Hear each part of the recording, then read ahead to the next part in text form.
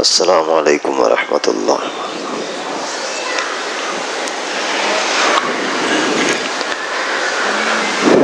الحمدللہ ہمارا یہ سلسلہ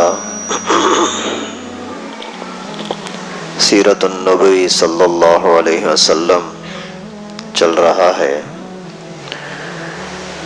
اس پر تنہائی میں اکیلے میں بیٹھ کر کے ضرور اللہ تعالیٰ کا شکر ادا کیا کرو کہ اللہ تعالیٰ نے یہ موقع اور یہ منظر ہمیں اپنے فضل و کرم سے عطا فرمایا۔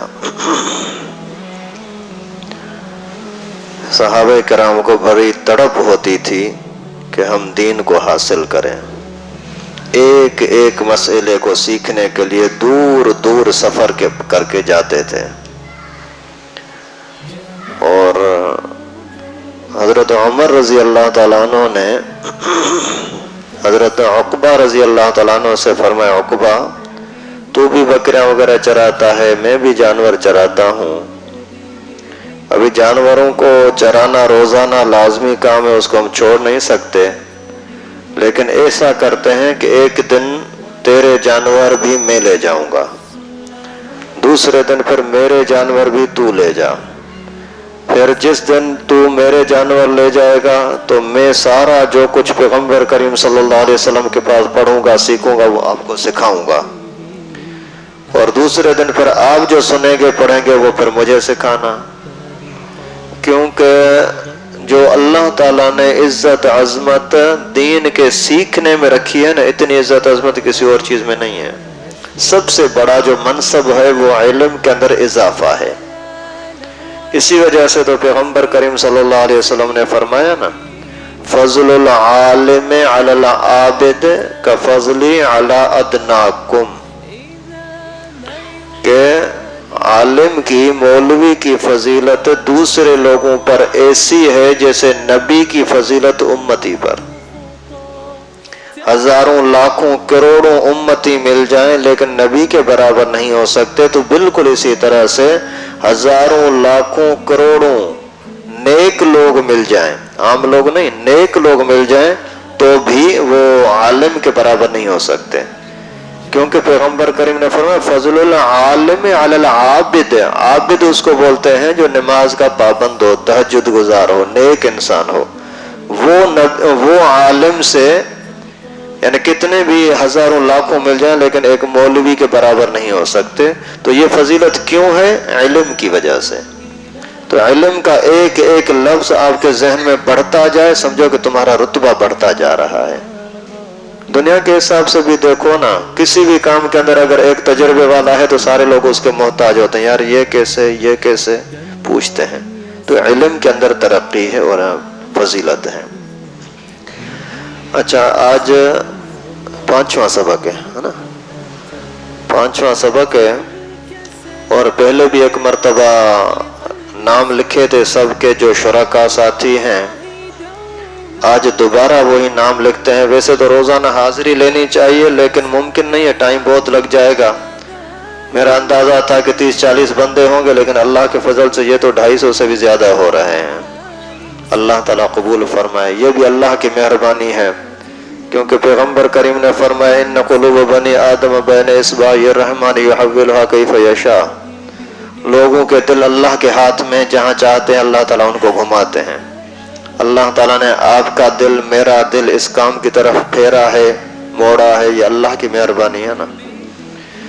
تو آج پھر نام لکھنے ہیں، لیکن پہلے جو لسٹیں بنائی تھی اس میں بہت سارے نام سمجھ ہی نہیں آ رہے تھے کہ لکھے کیا ہیں۔ ظاہر ہے ہم جو سند پر لکھیں تو اس پر تو ٹیڑھا شیڑھا نام نہیں لکھنا نا، احتیاط کے ساتھ لکھنا ہے۔ اس وجہ سے یہاں بھی درس ختم ہونے کے بعد 3 بندے بٹھاتے ہیں، کوئی بھی وہ صرف نام لکھیں، ہر ایک اپنا نام لکھتا ہے، پھر گڑبڑ ہو جاتی ہے۔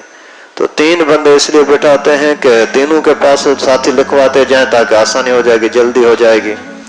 اسی طرح سے مدرسے میں بھی جو بچیاں آئی ہیں، جو خواتین مستورات، باجیاں، عالمہ، اور بھی بہت ساری سنا ہے اللہ کے فضل سے آ رہی ہیں، جو خود عالمہ ہیں، طالبہ ہیں، باجی ہیں، وہ آ رہی ہیں، اللہ تعالیٰ ان کا آنا بھی قبول فرمائے۔ تو وہ بھی پورا نام لکھیں لیکن صحیح طریقے سے تاکہ سمجھ میں آئے۔ محمد کے بارے میں لکھا تھا آمد، ایسا نہ ہو نا صاف نام ہوگا تو پھر وہ لکھنا آسان ہوگا، تو اس میں وہی ترتیب ہوگی کہ بنت فلاں یا زوج فلاں یا پھر ام فلاں لکھیں تو بھی ٹھیک ہے، بیٹے کا نام لکھ کر کے اور ماں کا نام باپ کا بیٹے کا نام لکھ کر کے اور آگے لکھ دیں ام فلاں تو بھی ٹھیک ہے، چلے گا۔ اور یہاں ساتھی سارے اپنا نام اور ابو کا نام دونوں لکھیں، فلاں ولد فلاں، فلاں بن فلاں۔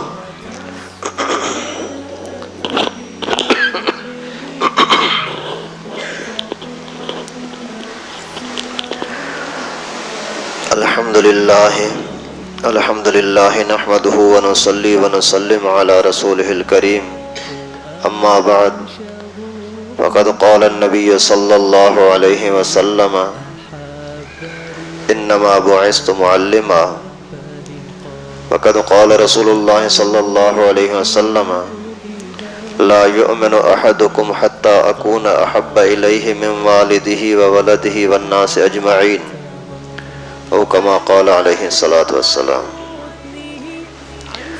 آج ہمارے اسی درس کا سلسلہ 5واں درس ہو رہا ہے، اور آج انشاءاللہ العزیز پیغمبر کریم صلی اللہ علیہ وسلم کی ہجرت کا آخری مرحلہ، کچھ وہ باتیں، پھر پیغمبر کریم صلی اللہ علیہ وسلم جب مدینہ منورہ میں پہنچے تو کیا کیا کام کیے۔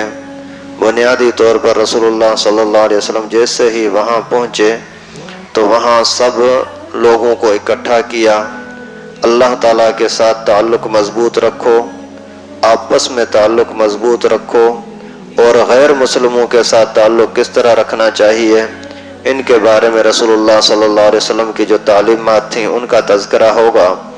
اور پیغمبر کریم صلی اللہ علیہ وسلم سب سے پہلے کہاں تشریف لے گئے، اس کے بعد کہاں کہاں تشریف لے گئے، اور وہاں کا ماحول کیا بنایا، پھر جہاد کی اجازت ملی تو پھر کس انداز سے پھر پیغمبر کریم صلی اللہ علیہ وسلم نے اس کی پلاننگ کی، پھر سریہ اور جہاد کا تذکرہ شروع ہوا، تو پھر جہاد کا کیا صورتحال بنی، جہاد کیوں فرض ہوا، جہاد کی کیوں اجازت ملی، یہ چیزیں انشاءاللہ العزیز آج آپ کے سامنے پیش کرنی ہیں۔ اللہ تعالیٰ سے دعا ہے کہ اللہ پاک ہمارے پڑھنے پڑھانے کے اندر برکت نصیب فرمائے۔ تو محترم دوستو عزیزو، بات کل یہاں تک پہنچی کہ رسول اللہ صلی اللہ علیہ وسلم ہجرت کے دوران سفر کر رہے تھے، تو پہلے ہی مرحلے میں دشمنوں نے رکاوٹ ڈالی، آ کر کے چودھاری کھڑے ہو گئے، گھیراؤ کر لیا، لیکن اللہ کی قدرت، پیغمبر کریم صلی اللہ علیہ وسلم نے ایک مٹھی کنکر کی بھر کر کے یوں پھینک دی، شاہت الوجوہ، سب کو اللہ تعالیٰ نے اندھا کر دیا۔ وَجَعَلْنَا مِن بَيْنِ أَيْدِيهِمْ سَدًّا وَمِنْ خَلْفِهِمْ سَدًّا، اللہ تعالیٰ نے آگے پیچھے اس طرح کی رکاوٹیں ڈال دی کہ پیغمبر کریم بیچ سے نکل گئے، کسی کو پتہ بھی نہیں لگا۔ اور پھر پیغمبر کریم صلی اللہ علیہ وسلم کے سامنے غار ثور کا مرحلہ آیا، سراقہ کا مرحلہ آیا، بریدہ اسلمی کا معاملہ آیا۔ اسی سفر کے دوران پیغمبر کریم صلی اللہ علیہ وسلم نے ایک جگہ پر خیمہ دیکھا، اسی خیمے کی طرف اپنے ساتھی کے ساتھ، یار غار کے ساتھ، محبوب ساتھی ابو بکر صدیق کے ساتھ اسی خیمے کی طرف چلے گئے، تو وہاں ایک بوڑھی عورت بیٹھی ہوئی تھی۔ اللہ کے نبی صلی اللہ علیہ وسلم نے اس سے پوچھا کہ ہمیں کچھ کھانے پینے کے لیے کچھ چاہیے، انہوں نے بولا کہ کچھ بھی نہیں ہے۔ پیغمبر کریم صلی اللہ علیہ وسلم نے فرمایا کہ دودھ وغیرہ، بولا نہیں ہے۔ اللہ کے نبی صلی اللہ علیہ وسلم نے فرمایا یہ بکری کھڑی ہے۔ اس نے عرض کیا کہ حضرت یہ اتنی بیمار اور بوڑھی ہے کہ یہ چل پھر بھی نہیں سکتی، دودھ وغیرہ ہے ہی نہیں اس کے اندر، اور اتنی کمزور ہے جو چل نہیں سکتی، کہیں جا نہیں سکتی چرنے کے لیے، تو اس کے اندر دودھ کہاں سے؟ اللہ کے نبی صلی اللہ علیہ وسلم نے فرمایا کہ اگر آپ کی اجازت ہو تو میں اسی کو دیکھ لوں۔ آپ کیا دیکھیں گے، لیکن میری منع نہیں ہے۔ پیغمبر کریم صلی اللہ علیہ وسلم نے جیسے ہی اسی بکری کو آ کر کے اپنے ہاتھ مبارک سے دوہنا شروع کیا، دودھ نکالنا شروع کیا، اللہ کے فضل سے اسے اتنا دودھ نکلا کہ پیغمبر کریم نے پیا، حضرت ابو بکر صدیق نے پیا، اور اس عورت نے، اس کا نام تھا ام معبد، اس نے پیا اور پیٹ بھر کر کے پیا، اور سارے جب سیر ہو گئے پھر پیغمبر کریم صلی اللہ علیہ وسلم نے فرمایا جو برتن ہو تمہارے پاس وہ دے دو، برتن دیا، اور وہ بھی اللہ کے نبی صلی اللہ علیہ وسلم نے دودھ اتنا نہ اس نے بکری سے نکلا کہ برتن بھر گیا۔ اللہ کے نبی صلی اللہ علیہ وسلم وہاں سے پھر آگے تشریف لے گئے۔ تھوڑی دیر کے بعد اسے ام بابت کا شوہر گھر میں آیا، آج یہ گھر میں خوشبو سی محسوس ہو رہی ہے، کیا ہے؟ تو اس نے عرض کیا کہ آج ایک مسافر بندہ آیا تھا اور اسی نے آ کر کے اسی ہمارے مریل بکری کے اندر ہاتھ ڈالا، اسی سے اتنا اتنا دودھ نکلا ہے۔ پوچھا کہ دودھ کہاں ہے؟ بتایا کہ یہ ہے، مجھے بھی دے دو میں پیوں۔ اس نے بھی دودھ پیا۔ اس کے بعد پھر کہنے لگا کہ مجھے بتا تو سے اس کا انداز کیا تھا۔ اس نے بڑی پیاری تصویر اور پیارا نقش رسول اللہ صلی اللہ علیہ وسلم کا کھینچا کہ اللہ کے نبی صلی اللہ علیہ وسلم کا آداب یہ، اخلاق یہ، صورت یہ، چہرہ انور یہ، اس کے اندر کافی تفصیل ہے، لیکن وہ انشاءاللہ آخری دن میں نے آپ کو پہلے ہی بولا تھا، نبی پاک صلی اللہ علیہ وسلم کی ذاتی چیزیں جو ہیں، چہرہ انور کا حسن، پیغمبر کریم کی عادات مبارکہ، یہ انشاءاللہ ایک درس مستقل اس کے لیے کریں گے۔ تو اللہ کے نبی صلی اللہ علیہ وسلم چلتے چلتے آ کر کے قباء کی جگہ پر پہنچے جہاں آج قباء ہے، قباء مسجد بنی ہوئی ہے، تقریباً 6-7 کلومیٹر کے فاصلے پر ہے مدینہ منورہ سے، مسجد نبوی سے پہلے باہر تھی، ابھی تو اسی ایک ہی شہر ہے۔ تو پیغمبر کریم صلی اللہ علیہ وسلم جیسے ہی وہاں تشریف لا رہے تھے، راستے میں تھے تو مدینے والوں کو پتہ لگ گیا کہ اللہ کے نبی آ رہے ہیں۔ تو روزانہ بچے بڑے سارے لوگ استقبال کے لیے باہر جاتے، جا کر کے انتظار کرتے رہتے، ابھی اللہ کے نبی آئیں گے، ابھی اللہ کے نبی آئیں گے، لیکن انتظار کر کے چلے جاتے، پھر دوسرے دن آتے، پھر تیسرے دن آتے۔ ایک دن ایسا ہوا کہ یہ سارے لوگ انتظار کر کے ابھی سوچا کہ ابھی پیغمبر کریم ابھی تک نہیں آئے، شاید آج نہیں آئیں گے، اتنے میں گھر جیسے چلے گئے تو ایک یہودی نے دور سے اپنے گھر کے اوپر سے دیکھا کہ اللہ کے نبی صلی اللہ علیہ وسلم تشریف لا رہے ہیں۔ اسی ٹائم چیخ کر کے بولا کہ اے اوس قبیلے والو، اے خزرج قبیلے والو، اے مدینے والو، تم جو نبی پاک کا جس کا انتظار کرے وہ آ رہے ہیں۔ یہ سارے پرے سے باہر بھاگے، اور بچے چھوٹے، بچیاں، مرد سارے، عورتیں گھروں کے اوپر چڑھ کر کے اللہ کے نبی صلی اللہ علیہ وسلم کا استقبال کرنے لگیں۔ وہاں حالات کیا تھے اور یہاں اللہ تعالیٰ نے کیسا ماحول عطا کیا۔ ابھی بچیاں بھی خوبصورت قسم کے نظم وغیرہ پڑھنے لگی کہ اللہ کے نبی ہمارے پاس آ گئے، ہمیں شکر کرنا ہمارے اوپر لازم ہو گیا کہ ہم رسول اللہ صلی اللہ علیہ وسلم کا استقبال کریں اور اس کا شکریہ ادا کریں۔ پیغمبر کریم صلی اللہ علیہ وسلم یہاں جیسے ہی قباء میں پہنچے تو یہاں اللہ کے نبی صلی اللہ علیہ وسلم ایک جگہ پر ٹھہرے، اور وہاں 4 دن یا 14 دن مختلف روایت ہیں، اتنا پیغمبر کریم صلی اللہ علیہ وسلم وہاں تشریف فرما ہوئے۔ یہاں مکہ مکرمہ سے پیغمبر کریم صلی اللہ علیہ وسلم 2 ربیع الاول کو نکلے تھے اور 3 دن تک یہاں ٹھہرے اسی غار ثور کے اندر، اور اس کے بعد پھر سفر کرتے کرتے، سفر بھی عجیب انداز سے، جو عام راستہ ہوتا تھا اس راستے سے سفر نہیں کر رہے تھے، نئے راستے سے، کبھی اس طرف چلے جاتے بحیرہ احمر کے کنارے کی طرف، اور کبھی پھر راستے سے دوسری طرف چلے جاتے۔ اس منظر کو آج بھی اگر دیکھو نا، یہ مدینے اور مکے کا راستہ ہے، ایک تو روڈ بنا ہوا ہے، لیکن روڈ سے تھوڑا سا پیچھے دیکھو عجیب خطرناک قسم کے پتھر ہیں، آج بھی آدمی وہاں چل پھر نہیں سکتا۔ اور اللہ کے نبی صلی اللہ علیہ وسلم نے اس زمانے کے اندر یہ سفر کیا، اور آج بھی اگر تھوڑی دیر کے لیے آدمی وہاں غار ثور پہ جاتا ہے نا تو پیچھے جنگلی درندے نظر آتے ہیں، غار حرا کے پاس درندے نظر آتے ہیں، ہم نے خود دیکھے۔ اور راستے کے اندر جب جاؤ مکہ مدینہ کے بیچ میں تو بڑے بورڈ لگے ہوئے ہیں، ان کے اندر جانوروں کی تصویریں چھپی ہیں، اور عربی کے اندر نیچے لکھا ہوا ہے کہ یہاں جنگلی درندے رہتے ہیں اور روڈ کے قریب آتے رہتے ہیں، اس وجہ سے گاڑیوں کو آہستہ نہ کرو، چلے جاؤ، حالانکہ باڑ لگی ہوئی دونوں طرف، اس کے باوجود اس طرح کے خطرہ آج بھی ہے، تو اس زمانے کے اندر کتنا خطرہ ہوگا۔ لیکن اللہ کے نبی صلی اللہ علیہ وسلم دین کی خاطر یہ سارا کچھ برداشت کرتے کرتے اور تشریف لا رہے ہیں۔ پیغمبر کریم صلی اللہ علیہ وسلم 12 ربیع الاول کو قباء میں پہنچے، یعنی تقریباً یہ 10 دن راستے کے اندر لگ گئے۔ پھر وہاں جیسے پہنچے تو وہاں ایک بزرگ تھا، اس کا نام تھا بنو سالم سعد رضی اللہ تعالیٰ عنہ. اسی سعد کے پاس پیغمبر کریم رہے 4 دن یا 14 دن. اسی دوران پیغمبر کریم صلی اللہ علیہ وسلم نے وہاں مسجد بنائی. اس مسجد کا نام ہے قباء. علاقے کا نام قباء تھا، اس وجہ سے مسجد کا نام بھی قباء بن گیا. اور اتنی فضیلت والی مسجد ہے کہ اللہ تعالیٰ نے اسی مسجد کا نام بن رکھا ہے مسجد تقوی. مانا تقوی والی، بزرگی والی اور اللہ تعالیٰ کے خوف اور متقی لوگوں والی مسجد ہے یہ.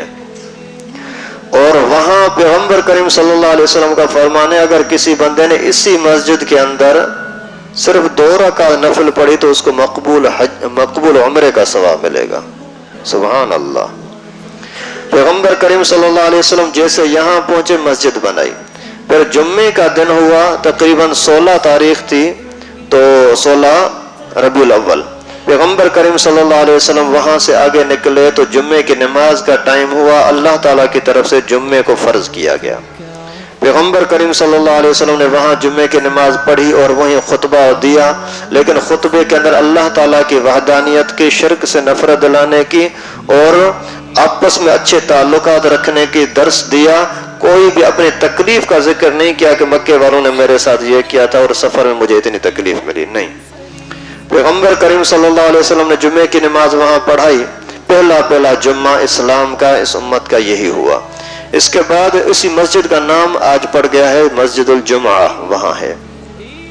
پھر رسول اللہ صلی اللہ علیہ وسلم آگے تشریف لائے تو چلتے چلتے پھر جیسے ہی مدینہ منورہ میں پہنچے جہاں آج کل مسجد نبوی ہے اس کے قریب، تو سارے لوگ پورا قافلہ حضرت کے ساتھ آ رہے ہیں. اے اللہ کے رسول آپ میرے گھر میں چلیں، اے اللہ کے رسول آپ میرے پاس چلیں. سارے عاشق ہیں، محبت حد درجے کی.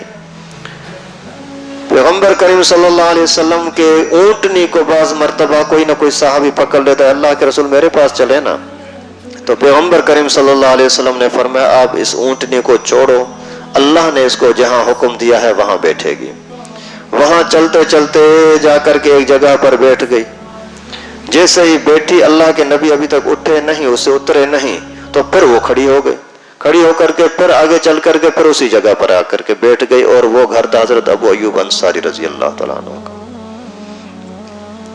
حضرت ابو ایوب انصاری رضی اللہ تعالیٰ عنہ کے اس کے گھر کے پاس جیسے ہی بیٹھی تو اس نے عرض کیا کہ اللہ کے رسول میرے گھر میں تشریف لے چلیں. اچھا، یہاں ایک اور بات آپ کو بتا دوں، یہ جگہ جہاں وہ اونٹنی بیٹھی اللہ کے حکم سے بیٹھی.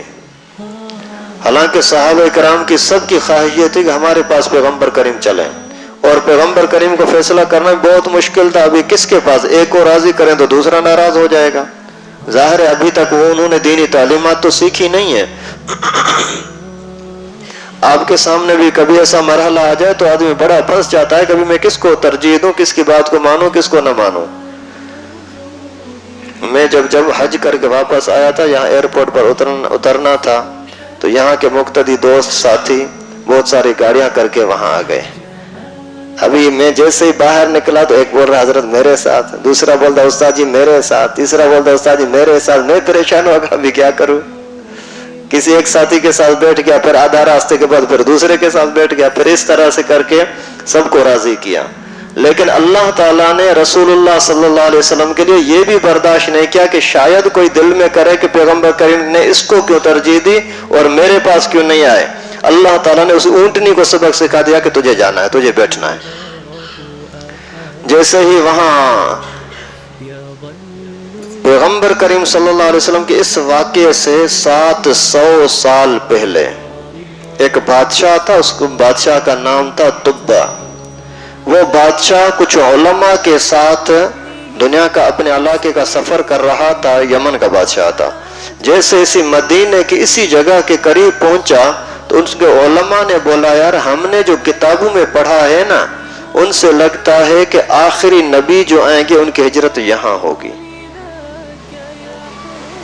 تو اسی تبا بادشاہ نے ان علماء کو اکٹھا کیا، بولا کہ ابھی ایسا کرتے ہیں، میں آپ سب علماء کے لیے یہاں گھر بناتا ہوں. بولا ٹھیک ہے. تو تو اسی طبہ بادشاہ نے سب علماء کے لیے گھر بنایا، اور گھر بنانے کے بعد ایک خاص پلاٹ حضرت ابو ایوب انصاری رضی اللہ تعالیٰ عنہ کی جس جگہ پر اونٹنی بیٹھی تھی اس جگہ پر نبی پاک صلی اللہ علیہ وسلم کے لیے گھر بنا دیا، اور اس نے بولا کہ آپ ان کو بولنا، جب وہ آخری نبی آئے تو ان کو بولنا کہ اے اللہ کے رسول میں تجھ پر ایمان پہلے سے لا چکا ہوں۔ اور پھر حضرت ابو ایوب انصاری رضی اللہ تعالیٰ انہی علماء کے خاندان میں سے ہیں۔ اللہ تعالیٰ نے یہاں بھی یعنی کسی کا ظاہری لحاظ کسی اور کا احسان نہیں، اپنی طرف سے خاص انتظام کیا۔ پھر وہاں جیسے اللہ کے نبی صلی اللہ علیہ وسلم پہنچے، تشریف فرما ہوئے، تو کچھ شروع کے اندر جو خاص کام کیے، وہ پہلے نمبر پر یہ کہ اللہ تعالیٰ کے ساتھ صحیح تعلق رکھا جائے، آپس میں صحیح تعلق رکھا جائے۔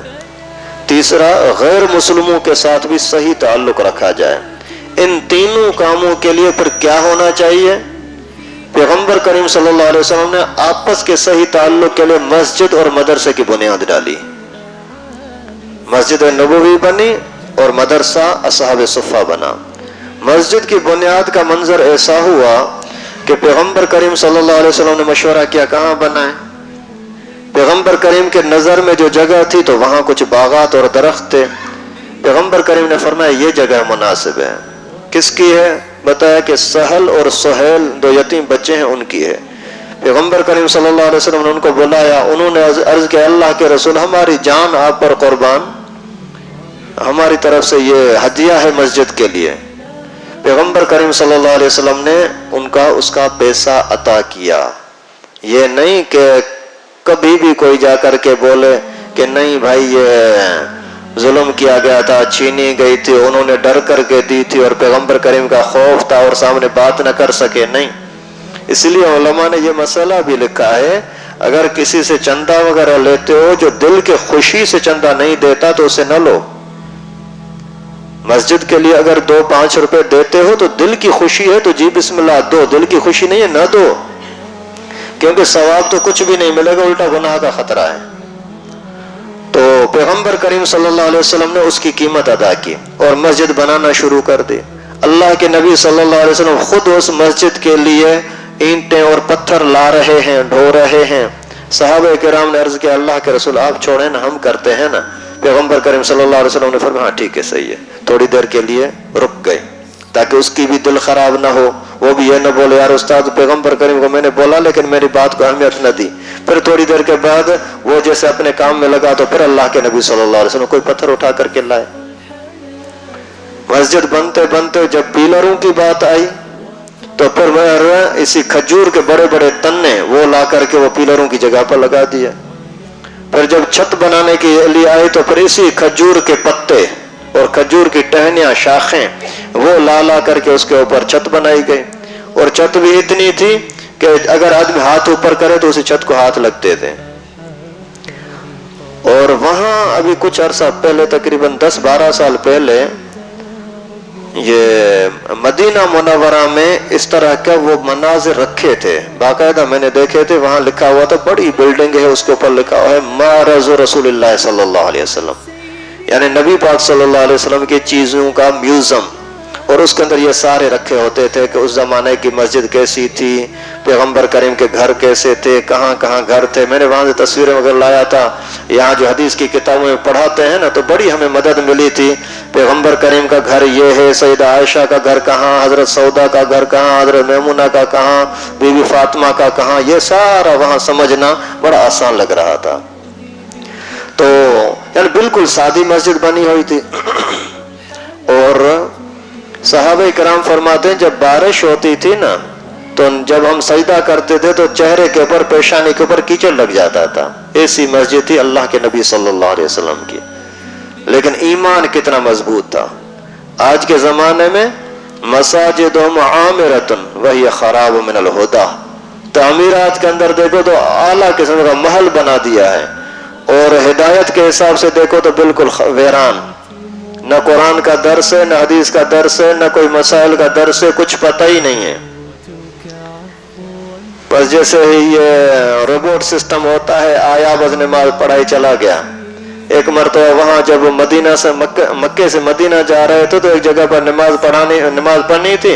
वहां जैसे मस्जिद के अंदर गए, मगरिब का टाइम हुआ तो इमाम साहब नहीं, अजान आ गई खूबसूरत आवाज में। अब भी सारे देख रहे हैं, कोई इमाम के डिजाइन का, इमाम के चेहरे का कोई बंदा। आखिर कोई नजर नहीं आया। एक बंदा देखा, वो जो ये केप पहनते हैं, इस तरह का केप पहना हुआ है, मुसल्ले पर खड़ा होकर के उसी केप को यूं टेढ़ा किया और बोलता इस्तवू और आकर के नमाज शुरू करा दी। दाढ़ी मुंडी हुई, दाढ़ी है ही नहीं, लिबास शिबास कुछ भी नहीं, पैंट शर्ट अजीब किस्म की पहनी हुई है, पता नहीं नमाज भी हो ही नहीं है। मैंने तो अपने दोबारा पढ़ी थी वहां। तो ऐसे लोग, यानी बस ये भी एक दुनिया के धंधों की तरह एक धंधा है, अल्लाह की इबादत समझ ही नहीं रहे। आजकल हमारे मुसलमानों का ये हाल बन गया है। तो पैगंबर करीम सल्लल्लाहु अलैहि वसल्लम ने मस्जिद बनाई ताकि हर नमाज पर सब लोगों का आपस में इज्तिमा हो, इकट्ठे हों और एक दूसरे से हाल अहवाल कर सकें।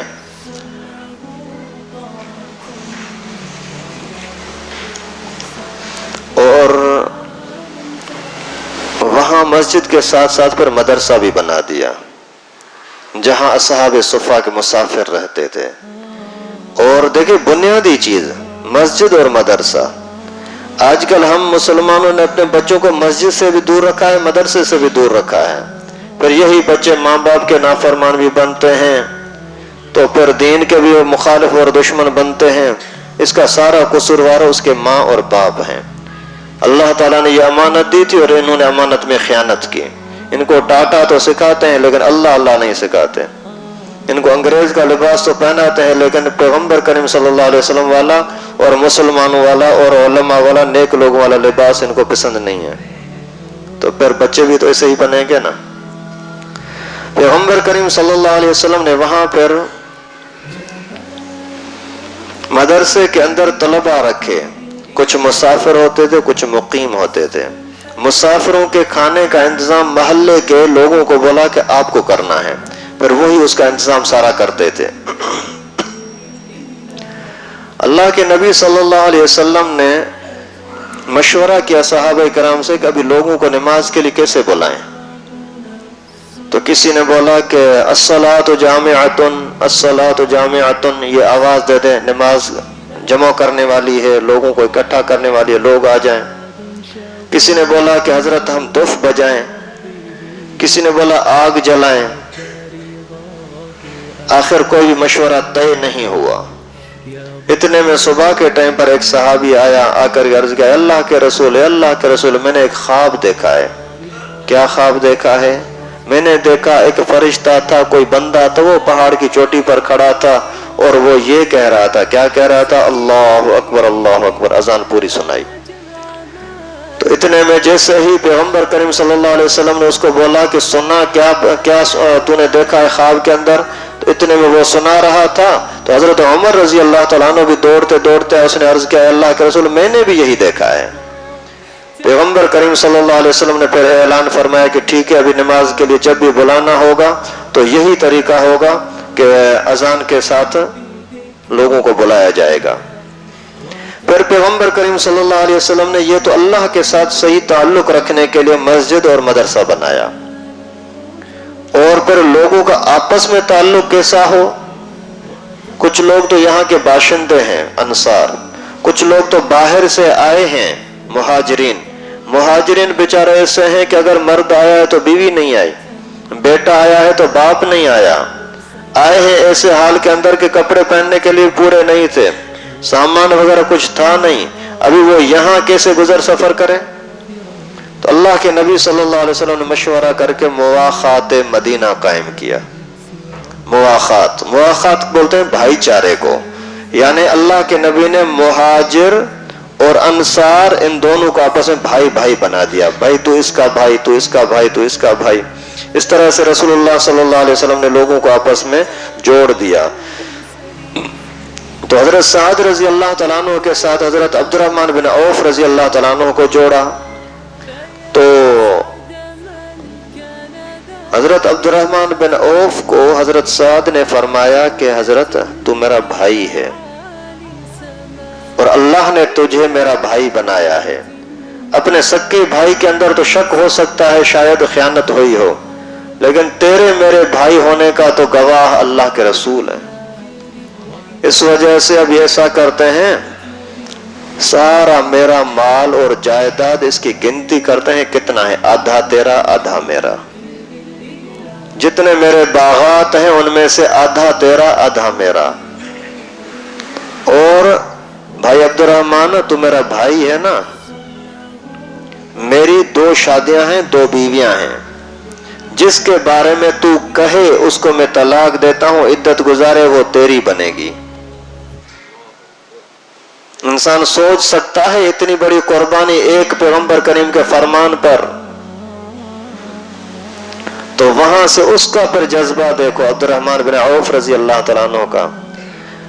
فرمایا بھائی تیرا احسان، تیرا شکریہ، تیرے لیے دعا، لیکن آپ مجھے صرف بازار کا راستہ دکھا دو، میں وہاں سے گزارا کر لوں گا. نہیں نہیں بھائی ایسا کیسے؟ بھائی میں اب بات مانو نا، مجھے بازار کا راستہ دکھا دو. اس نے بازار کا راستہ دکھایا کہ یہ ہے بنو قینقاع بازار.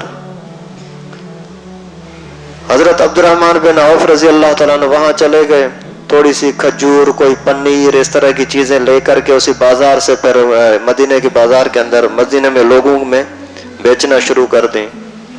تھوڑے ہی عرصے کے بعد اللہ تعالیٰ نے اسی کے مال میں اتنی برکت فرمائی، اتنی برکت فرمائی کہ جو یہاں سے مدینے سے دور قافلے جاتے تھے کاروبار کے لیے، وہاں سے جب آ رہے تھے تو حضرت عبد الرحمن بن عوف کے 700 اونٹ تھے راشن پانی کے.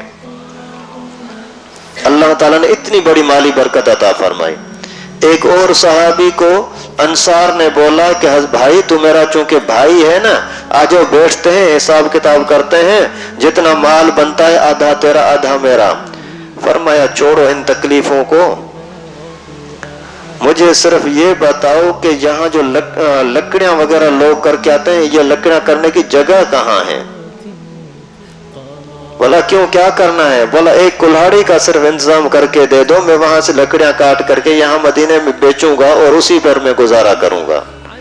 ادھر سے ان کی طرف سے وفاداری کا حال دیکھو اور ان کی طرف سے ایثار اور قربانی دیکھو. نہ یہ لالچ کر رہے ہیں، نہ ہی وہ بخل کر رہے ہیں. اسی میں دوستی چلتی ہے، اسی میں مذہب چلتا ہے، اسی میں ہی خیریت ہوتی ہے. آج کل نفرتوں کی بنیاد یہی ہے. ایک بندہ بخل حد سے زیادہ کرتا ہے تو یہ بھی نفرت کا سبب، دوسرا بندہ لالچ زیادہ کرتا ہے تو یہ بھی نفرت کا سبب. تو اسی طریقے سے اللہ کے نبی صلی اللہ علیہ وسلم نے مسلمانوں کا آپس میں جوڑ رکھا. باقی تیسرا مرحلہ تھا کہ یہاں بھی دشمن تو بہت رہتے ہیں نا، یہودی زہریلی قسم کے اسلام کے دشمن، اور یہاں بنو قینقاع، بنو نذیر اور اس طریقے سے اور کچھ قبائل، یہ سارے اسلام کے کٹر قسم کے دشمن. پیغمبر کریم صلی اللہ علیہ وسلم نے ان کے ساتھ مذاکرات کیے. بھائی دیکھو ابھی ہم بھی یہاں کے، آپ بھی یہاں کے، مل جل کر کے چلنا ہے. کیا کریں؟ ایسا کرتے ہیں کہ میثاق مدینہ قائم کرتے ہیں. میثاق مدینہ ایک معاہدہ، اس میں کیا ہوگا؟ مذہبی لحاظ سے سارے آزاد ہوں گے. آپ کا جو مذہب ہے اسی مذہب پر چلو بس، اور خرچہ ہر ایک خود کرے گا. یہ نہیں کہ یہ میرا خرچہ وہ دے اور وہ دے، جیسے اس زمانے میں کرتے تھے کہ مظلوم طبقے کو بولتے تھے تیری کمائی کے اندر میرا اتنا حصہ ہوگا. نہیں، ہر ایک خرچہ اپنا خود کرے گا. اور اگر جنگ ہو جاتی ہے، مسلمانوں کے ساتھ ہو جائے، خزرج کے ساتھ ہو جائے، اوس کے ساتھ ہو جائے، یا قینقاع کے ساتھ ہو جائے، بنو نذیر کے ساتھ ہو جائے، بنو سعد کے ساتھ ہو جائے، کسی کے ساتھ بھی جنگ ہو گئی تو ہم سارے مل کر کے ان کے ساتھ لڑیں گے تاکہ کوئی دشمن یہاں نہ آ سکے. یہ ہوتی ہے سیاست. دشمنوں کو کس طرح سے، یہودیوں جیسے دشمنوں کو اپنے ساتھ ملا رہے ہیں. اور وہ یہودی جو اتنے بڑے کٹر قسم کے مشرک ہیں، جو اللہ تعالیٰ کو خلاف بولتے ہیں، بکواس کرتے ہیں، عزیر ابن اللہ، عزیر اللہ کا بیٹا ہے، نعوذ باللہ. اور خطرناک اتنے ہیں کہ پیغمبر کریم صلی اللہ علیہ وسلم کے قتل کرنے کی پلانے کے بنا رہے ہیں، لیکن اس کے باوجود پیغمبر کریم ان کے ساتھ معاہدے کر رہے ہیں کہ ٹھیک ہے تم اور ہم مل جل کر کے رہیں گے، تمہارے اوپر کوئی مصیبت آئے گی تو ہم تمہارا ساتھ دیں گے، ہمارے اوپر کوئی مصیبت آ گئی تو تم ساتھ دو گے۔ اسی طرح سے اگر کہیں کوئی جھگڑا ہو گیا تو سب کی ذمہ داری ہے کہ حق کا ساتھ دیں گے، ظلم کا ناحق کا ساتھ نہیں دیں گے، اور کسی نے اگر فساد کیا تو اس کو سزا دی جائے گی، اگر فسادی کو سزا دی گئی تو کوئی بھی اس کا ساتھ نہیں دے گا کہ اس کو سزا کیوں مل رہی ہے۔ اسی طریقے سے اگر کوئی اختلاف ہو گیا ان کے آپس کے قبیلوں کا تو ان کا فیصلہ پیغمبر کریم کرے گا، کوئی قبیلہ اپنی مرضی سے ان کا فیصلہ نہیں کر سکے گا۔ اس طریقے سے رسول اللہ صلی اللہ علیہ وسلم نے ان کے سامنے یہ سارا منظر رکھا اور ان سب نے مان لیا۔ اس کے بعد پھر اللہ تعالیٰ کی طرف سے اجازت مل گئی جہاد کی 3 مرحلوں کے اندر۔ پہلے نمبر پر یہ حکم ہوا کہ اذن للذین یقاتلون بانہم ظلموا، جن کے ساتھ ظلم کیا گیا ان کو بھی جہاد کی اجازت ہے۔ ایک پہلے مکہ مکرمہ کے اندر اجازت نہیں تھی، بس ظلم ہوتا رہے برداشت کرتے رہو۔ اللہ کے نبی صلی اللہ علیہ وسلم بی بی سمیہ کو دیکھ رہے ہیں، لوگ اس کو کوڑے مار رہے ہیں، اللہ کے نبی فرماتے ہیں کہ صبر کر، اللہ تجھے جنت دے گا۔ بلال کو دیکھ رہے ہیں، اس پر ظلم ہو رہا ہے، پیغمبر کریم یہی تسلی دے رہے ہیں لڑنے کی اجازت نہیں ہے۔ اور یہاں اعلان ہو گیا کہ اذن للذین یقاتلون، جن کے ساتھ ظلم ہو رہا ہے ان کے اجازت ہے۔ پھر آگے مرحلے کے اندر دفاعی جہاد کی اجازت دی، وقاتلوا فی سبیل اللہ الذین یقاتلونکم، جو تمہارے ساتھ لڑتے ہیں تم بھی لڑو، ابھی چھوڑو نہیں، ابھی وہ زمانہ ختم ہو گیا۔ پھر تیسرے مرحلے کے اندر اللہ تعالیٰ کی طرف سے حکم نازل ہوا، وقاتلوا المشرکین کافہ، ڈٹ کے لڑو۔ ابھی ان کو سبق سکھانا ہے تاکہ دنیا کے اندر اسلام کا روب جم جائے، اور الحمدللہ ایسا ہوا بھی۔ تو پھر جب اللہ تعالیٰ کی طرف سے اجازت ملی تو پیغمبر کریم صلی اللہ علیہ وسلم نے سرایا اور غزوات ان کی شروعات کی۔ سریہ اس کو بولتے ہیں جو پیغمبر کریم صلی اللہ علیہ وسلم نے کسی صحابہ کو کمان دے کر کے بھیجا ہو کہ جاؤ فلاں جگہ پر جہاد کرو، یہ ہوتا ہے سریہ۔ اور دوسرا ہوتا ہے غزوہ۔ غزوے کا مقصد یہ ہوتا ہے جس کی قیادت خود رسول اللہ صلی اللہ علیہ وسلم کر رہے ہیں اور پیغمبر کریم خود اسی کے اندر شریک ہو کر کے آگے گئے ہوں، تو یہ ہوتا ہے غزوہ۔ اللہ کے نبی صلی اللہ علیہ وسلم نے زندگی کے اندر تقریباً مختلف روایتیں لیکن 27 پیغمبر کریم کی زندگی میں غزوات ہوئے ہیں، 27۔ اور جو سریے ہوئے ہیں وہ تقریباً اللہ کے نبی صلی اللہ علیہ وسلم کی زندگی کے اندر 56 سریے ہوئے ہیں، یعنی پیغمبر کریم نے اپنی قیادت کے اندر جو لوگوں کو بھیجا تھا اس کے اندر۔ تو اس طریقے سے پھر یہ سلسلہ ادھر سے پیغمبر کریم صلی اللہ علیہ وسلم پلاننگ کر رہے ہیں، ادھر وہاں سے ظالم لوگ مکے والے وہ شرارتیں یہ کر رہے ہیں کہ پیغمبر کریم یہاں کیوں پہنچ گئے، یہاں سکون کے ساتھ کیوں بیٹھے ہیں۔ انہوں نے ادھر سے پھر فتنہ مچانا شروع کر دیا۔ ابھی اللہ کے نبی صلی اللہ علیہ وسلم کو یہاں سے مکے والوں سے بھی خطرہ اور دوسرے قبائل سے بھی خطرہ، تو ان کی وجہ سے ان خطرات سے بچنے کے لیے پیغمبر کریم نے یہاں والے لوگوں کو اپنے ساتھ جوڑنا شروع کیا۔ اسی دوران یہاں کا ایک بہت بڑا بزرگ تھا، اس کا نام تھا عبداللہ ابن سلام، بہت بڑا عالم تھا یہودیوں عیسائیوں کا۔ اسی نے جیسے دیکھا کہ مسلمان پیغمبر کریم صلی اللہ علیہ وسلم کے پاس جا رہے ہیں تو یہ بھی آیا ملاقات کے لیے، دیکھوں تو صحیح۔ تو جیسے ہی آ کر کے پیچھے بیٹھ گیا تو پیغمبر کریم صلی اللہ علیہ وسلم بیان فرما رہے تھے، بیان کے دوران فرمایا ایھا الناس افشوا السلام واطعموا الطعام وصلوا الارحام وصلوا باللیل والناس نیام۔ لوگوں سلام کو عام کرو، جیسے ہی کوئی ملے نا ان کو بولا السلام علیکم بھائی، کیا حال ہے، السلام علیکم بھائی کیا حال ہے، خیریت ہے۔ یہ سلام کو عام کرو، جس کو آج کل لوگوں نے بولا اے او، کوئی سامنے ملتا ہے اے کیڑو حالا، نہیں، بولو السلام علیکم۔ السلام قبل الکلام، بات کرنے سے پہلے سلام کرو۔ یہاں پر آج کل اسی گٹکے نے اور پان نے ایسا خراب کر دیا ہے نا، کوئی سلام کرتا ہے وہ سامنے والا جواب کیا دیتا ہے، ابھی یہ ریکارڈ ہو رہا ہے میں نہیں بتا رہا، یہ سارے بیانات الحمدللہ ریکارڈ ہو رہے ہیں. جن کو بھی چاہیے ایک تو یہاں سن رہے ہو، ان کو پھر ہفتہ 2 ہفتہ کے بعد پھر سنو گے نا تو انشاءاللہ پھر اور آپ کو مضبوط چیز سے سمجھ میں آ جائے گا. اور اگر خود بھی اگر کوئی ریکارڈ کرتا ہے تو بھلے ریکارڈ کرتا رہے، اچھی بات ہے. اچھا کوئی مسئلہ کوئی پوچھنا چاہتا ہے تو پوچھنے کی بھی اجازت ہے، بھلے پوچھ سکتے ہو. کوئی بھی مسئلہ ہو، اسی ہمارے سلسلے میں سے ہو یا کوئی بھی ہو، لیکن اگر لکھ کر دو گے تو زیادہ اچھا ہے تاکہ آسانی ہو جائے. تو پیغمبر کریم صلی اللہ علیہ وسلم نے فرمایا کہ افشوا السلام، سلام کو عام کرو. ٹاٹا نہیں، ہیلو ہیلو نہیں، بائے بائے نہیں، اوکے نہیں، یہ ساری چیزیں کافروں کی، مسلمانوں کی نہیں ہیں. دوسری چیز اطعموا الطعام، کھانا کھلاؤ، کھانا کھلاؤ. یہ نہیں فرمایا کہ کھانا کھاؤ، تم جا کر کے دوسروں کے دروازے پر یار کھانا تو کھلاؤ، نہیں. ان کو حکم ہے کہ آپ کھانا کھلانے کی کوشش کرو. یہ پیغمبر کریم صلی اللہ علیہ وسلم کی سنت ہے اور محبت کا بہت بڑا ذریعہ ہے. جیسے اللہ تعالیٰ ان ساتھیوں کو جزائے خیر دے جو روزانہ کچھ نہ کچھ چائے وغیرہ کا اپنی طاقت کے حساب سے انتظام کرتے ہیں، لیکن جلدی میں سب تک پہنچانا نظام کے اندر تھوڑی کمی ہے، لیکن ان ساتھیوں کے اخلاص کے اندر اور ان کے خرچے کے اندر کمی نہیں ہے الحمدللہ. تو کھانا کھلاؤ. آدمی اپنے دل پر ہاتھ رکھے، کیا آپ اپنے دوستوں کو واقعی کھانا کھلاتے ہو؟ نہیں کھلاتے تو سمجھو کہ سنت پر عمل نہیں کر رہے ہو اپنے یاروں دوستوں کے اندر. اور تیسرے نمبر پر اللہ کے نبی نے فرمایا صلوا الارحام، رشتوں کو جوڑو، تعلقات کو جوڑو. یہ نہیں کہ اگر کوئی ذرا سی کسی کے اندر اختلاف ہو گیا تم جا کر کے اس میں آگ بھڑکانے کی کوشش کرو. یہ مسلمانوں کا کام نہیں، یہ منافقوں کا کام ہے. بھائیوں کو لڑاتے رہو، میاں بیوی کو لڑاتے رہو، اور اس طریقے سے یاروں دوستوں کو لڑاتے رہو. یہ مسلمانوں کا کام نہیں ہے.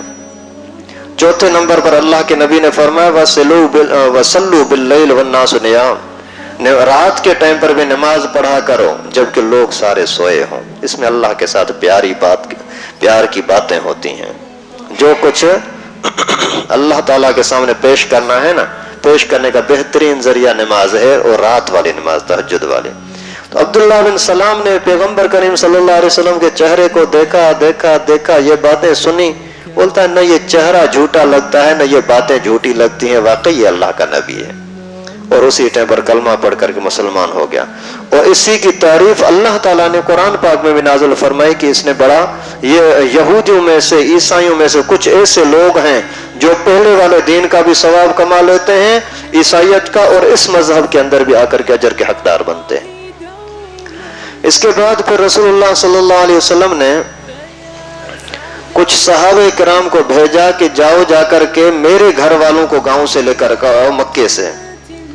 اور اس کے لیے پیغمبر کریم صلی اللہ علیہ وسلم نے 2 بندوں کو بھیجا. ایک کا نام تھا زید بن حارثہ، دوسرا ابو رافع. ابو رافع اور زید بن حارثہ، ان کو فرمایا کہ آپ جاؤ میرے اور ابو بکر کے خاندان والوں کو یہاں لے آؤ. تو وہ دونوں گئے. جیسے مکہ مکرمہ پہنچے تو وہاں ایک تو اسامہ زید کا بیٹا اور ایمن حضرت زید رضی اللہ تعالیٰ عنہ کی گھر والی، جو پہلے شروع میں آپ کو بتایا تھا کہ رسول اللہ صلی اللہ علیہ وسلم کو میراث میں ملی تھی ابو کی طرف سے، حضرت عبداللہ کی باندھی تھی. اسی کا نکاح پیغمبر کریم نے حضرت زید کے ساتھ کرایا تھا اور اسامہ بچہ بھی ہوا تھا.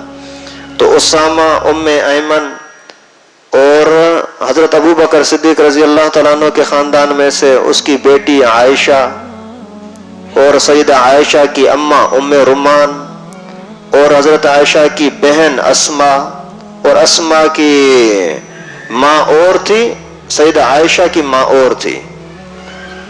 سیدہ عائشہ کی امی کا نام تھا رومان، وہ مسلمان ہو گئی تھی. لیکن جو اسما کی ماں تھی قیلہ، وہ مسلمان نہیں ہوئی تھی. اسی کا عجیب واقعہ حدیث مبارکہ میں آتا ہے کہ ایک مرتبہ کافی سالوں کے بعد قیلہ آئی یہاں مدینے میں، آ کر کے دروازہ ٹک ٹک کیا. اندر سے بی بی اسما رضی اللہ تعالیٰ عنہ نے پوچھا کون؟ بولتی ہے تیری ماں. کون؟ قیلہ. نہیں میں اندر نہیں آنے دوں گی. اسما میں تیری ماں ہوں. نہیں میں اندر نہیں آنے دوں گی. کیا ہوا اسما تجھے؟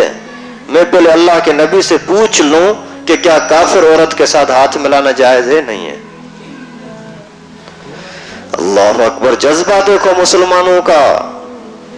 ماں ہے، ماں کے ساتھ کون ملنے کو پسند نہیں کرے گا؟ لیکن یہ کہ سب سے پہلے اسلام، اگر اسلام اجازت دیتا ہے تو اماں آنکھوں پر، لیکن اگر اسلام کی اجازت نہیں ہے تو ماں کی کوئی پرواہ نہیں ہے۔ آج کل کی ہماری عورتیں ہیں، مسائل پوچھنے کی کوئی پرواہ ہی نہیں، اللہ معاف کرے۔ مردوں کو کوئی پرواہ نہیں، حلال حرام ہے کوئی مسئلہ نہیں۔ ابھی کچھ دن پہلے میرے پاس آیا، وہ بولتا ہم بھی تو ماشاءاللہ مسلمان ہیں، ہم بھی تو علماء کو سنتے ہیں اور ہم بھی تو دین کو جانتے ہیں۔ افسوس کی بات ہے، یعنی جو بندہ دینی لحاظ سے علم نہ رکھتا اور باتیں زیادہ کرتا ہو نا، یہ دین کے لیے بہت بڑا خطرناک دشمن ہوتا ہے، بے سمجھی میں دشمنی کرتا ہے۔ ایک مرتبہ یہاں میرے کمرے میں بیٹھے ہوئے تھے، ایک بندے نے بولا کہ میں جمعہ پڑھاتا ہوں، تو دوسرے میرے پاس ایک مولوی بیٹھا ہوتا، اس نے بولا کہ تو عالم ہے؟ بولا نہیں عالم تو نہیں ہو۔ پھر بولا جمعہ کیوں پڑھاتا ہے؟ لوگوں کے اندر عزت کمانے کے لیے، پیسہ کمانے کے لیے؟ کوئی عالم کراچی کے اندر کم ہے کہ تو جمعہ پڑھاتا ہے؟ تو اس نے بولا کہ نہیں میں بہت اچھا بیان کر لیتا ہوں۔ بولا بیان کرنا اور چیز ہے، شریعت کو جاننا اور چیز ہے، لوگوں کو خوش کرنا اور چیز ہے۔ تو بولا کہ نہیں اللہ کے فضل سے میں بہت اچھا۔ وہ اپنی تعریف کرنے لگا، تو اس مولوی بھی ہمارا تھا منطقی، اس نے بولا کہ بسم اللہ الرحمن الرحیم کا ترجمہ آتا ہے؟ اس نے بولا ہاں الحمدللہ آتا ہے۔ بولا بتاؤ؟ بولتا ہے شروع کرتا ہوں اللہ کے نام سے۔ بولا شروع کس لفظ کی معنی ہے؟ ابھی اس کو کیا پتا؟ بسم اللہ الرحمن الرحیم کی معنی ہے شروع کرتا ہوں اللہ کے نام سے، شروع کس کی معنی ہے تجھے پتہ ہی نہیں ہے، تو پھر کیسے تو بیان کرنے کا لائق بن گیا؟ ویسے عام طور پر کرنے کی اجازت ہے، لیکن جمعے کا بیان تو ایک اہم ترین کام ہے، اس کے لیے تو کم از کم کوئی عالم ہونا چاہیے۔ خیر، تو مسائل کو سیکھنے کی، سمجھنے کی کوشش کیا کریں۔ تو پیغمبر کریم صلی اللہ علیہ وسلم نے ان کے لیے بھیجا کہ جاؤ ان کو لے آؤ۔ تو ام رومان اور ام ایمن، سیدہ عائشہ اور بی بی اسما اور اسامہ، زید، رسول اللہ صلی اللہ علیہ وسلم کی گھر والی بی بی سعودہ رضی اللہ تعالیٰ عنہا اور حضرت ابو بکر کا ایک بیٹا عبداللہ، یہ سارے آ کر کے مدینے میں پہنچے۔ تو وہاں پہ رسول اللہ صلی اللہ علیہ وسلم کے لیے مکان کا، گھر کا انتظام کیا گیا۔ پیغمبر کریم صلی اللہ علیہ وسلم وہاں اسی گھر کے اندر کچھ عرصے تک رہے، اور وہیں پر پیغمبر کریم نے اور گھر والوں کے لیے بھی مکانات بنوائے، جیسے مسجد نبوی ہے اس کے ساتھ ہی اوروں کے مکانات بھی بنوائے، اور وہیں یہ سلسلہ یعنی رہائش کا چلتا رہا۔ پیغمبر کریم صلی اللہ علیہ وسلم کے گھروں کے ساتھ ساتھ پھر اس کا اور صحابہ کرام کو بھی وہاں کے مدینے کے لوگوں نے پلاٹ دیے کہ آپ یہاں رہیں، آپ یہاں رہیں۔ اچھا، پیغمبر کریم صلی اللہ علیہ وسلم کی 2 بچیاں فاطمہ اور ام کلثوم، یہ بھی ساتھ آئیں ان کے، لیکن 2 بچیاں نہیں۔ کون سی؟ ایک رقیہ، وہ نہیں آئی۔ کیوں؟ اس لیے کہ وہ حضرت عثمان رضی اللہ تعالیٰ عنہ کے ساتھ ہجرت کر کے حبشہ گئی ہوئی تھی، واپس نہیں آئیں۔ اور دوسری بی بی زینب رضی اللہ تعالیٰ عنہ، اس کا نکاح تھا ابو العاص کے ساتھ، اور ابو العاص ابھی تک کافر تھا، مسلمان نہیں ہوا تھا، لیکن ابھی تک شریعت میں یہ مسئلہ حکم نہیں آیا تھا کہ کافروں کے ساتھ نکاح جائز ہے یا ناجائز ہے، اس لیے زینب نہیں آئی تھی، ابو العاص کے نکاح میں تھی، ابو العاص نے اس کو چھوڑا نہیں، اور رقیہ نہیں آئی تھی، حضرت عثمان کے ساتھ گئی ہوئی تھی حبشہ ہجرت میں۔ باقی ام کلثوم اور فاطمہ چھوٹی تھی، وہ دونوں آ گئیں، اور بیٹے فوت ہو چکے تھے۔ پھر پیغمبر کریم صلی اللہ علیہ وسلم نے وہاں جب سب گھر والوں کے مکانات بھی بن گئے، مہاجرین کو بھی انہوں نے پلاٹ وغیرہ دے دیے، تو اسی سال پہ رسول اللہ صلی اللہ علیہ وسلم کی شادی ہو گئی سیدہ عائشہ رضی اللہ تعالیٰ عنہا کے ساتھ۔ نکاح پہلے ہوا تھا، آپ کو پہلے بتایا تھا، ابھی اس کی عمر بھی بڑی ہوئی، پھر رخصتی بھی ہو گئی، اور رخصتی کے اندر کیا ہوا؟ پیغمبر کریم صلی اللہ علیہ وسلم نے صحابہ کرام کو بلایا، فرمایا کہ آ جاؤ میرا ولیمہ ہے۔ کیا ہوگا ولیمہ کے اندر؟ ایک دودھ کا پیالہ، صرف ایک دودھ کا پیالہ آیا، وہی سب صحابہ کرام کو پلا دیا۔ یہ تھا پیغمبر کریم صلی اللہ علیہ وسلم کا ام المومنین سیدہ عائشہ صدیقہ رضی اللہ تعالیٰ عنہا کے ساتھ شادی پر ولیمہ۔ ایک طرف سرکار دو عالم صلی اللہ علیہ وسلم، شان دیکھو کہ آسمانوں کا سفر کر رہے ہیں، شان دیکھو کہ اللہ تعالیٰ کا دیدار اور ملاقات ہو رہی ہے، شان دیکھو کہ ان کے اشارے پر پتھر بات کر رہے ہیں اور پیغمبر کریم کے نبی ہونے کی گواہی دے رہے ہیں، شان دیکھو کہ اشاروں پر چاند ٹکڑے ہو رہا ہے، لیکن جب ذاتی لحاظ سے معاملات آتے ہیں تو ولیمے کے اندر یہ چیزیں، مقصد کیا تھا؟ ہمیں سبق دیا گیا کہ تکلفات کرنے کی ضرورت نہیں ہے، جو میسر ہو جی بسم اللہ۔ اور اس کے بعد پھر رسول اللہ صلی اللہ علیہ وسلم نے یہ جو مواخات وغیرہ قائم کی تھی، بھائی بھائی لوگوں کو بنایا تھا۔ عبد الرحمن نے تھوڑا سا پیسہ بھی کما لیا، اس کا کہیں رشتہ ہو گیا۔ جیسے رشتہ ہو گیا تو پیغمبر کریم صلی اللہ علیہ وسلم نے پوچھا کہ عبد الرحمن شادی کی ہے؟ بولا ہاں حضرت۔ اور پھر پیغمبر کریم صلی اللہ علیہ وسلم نے فرمایا مہر میں کیا دیا ہے؟ فرمایا کہ 5 درہم کے برابر سونا دیا ہے۔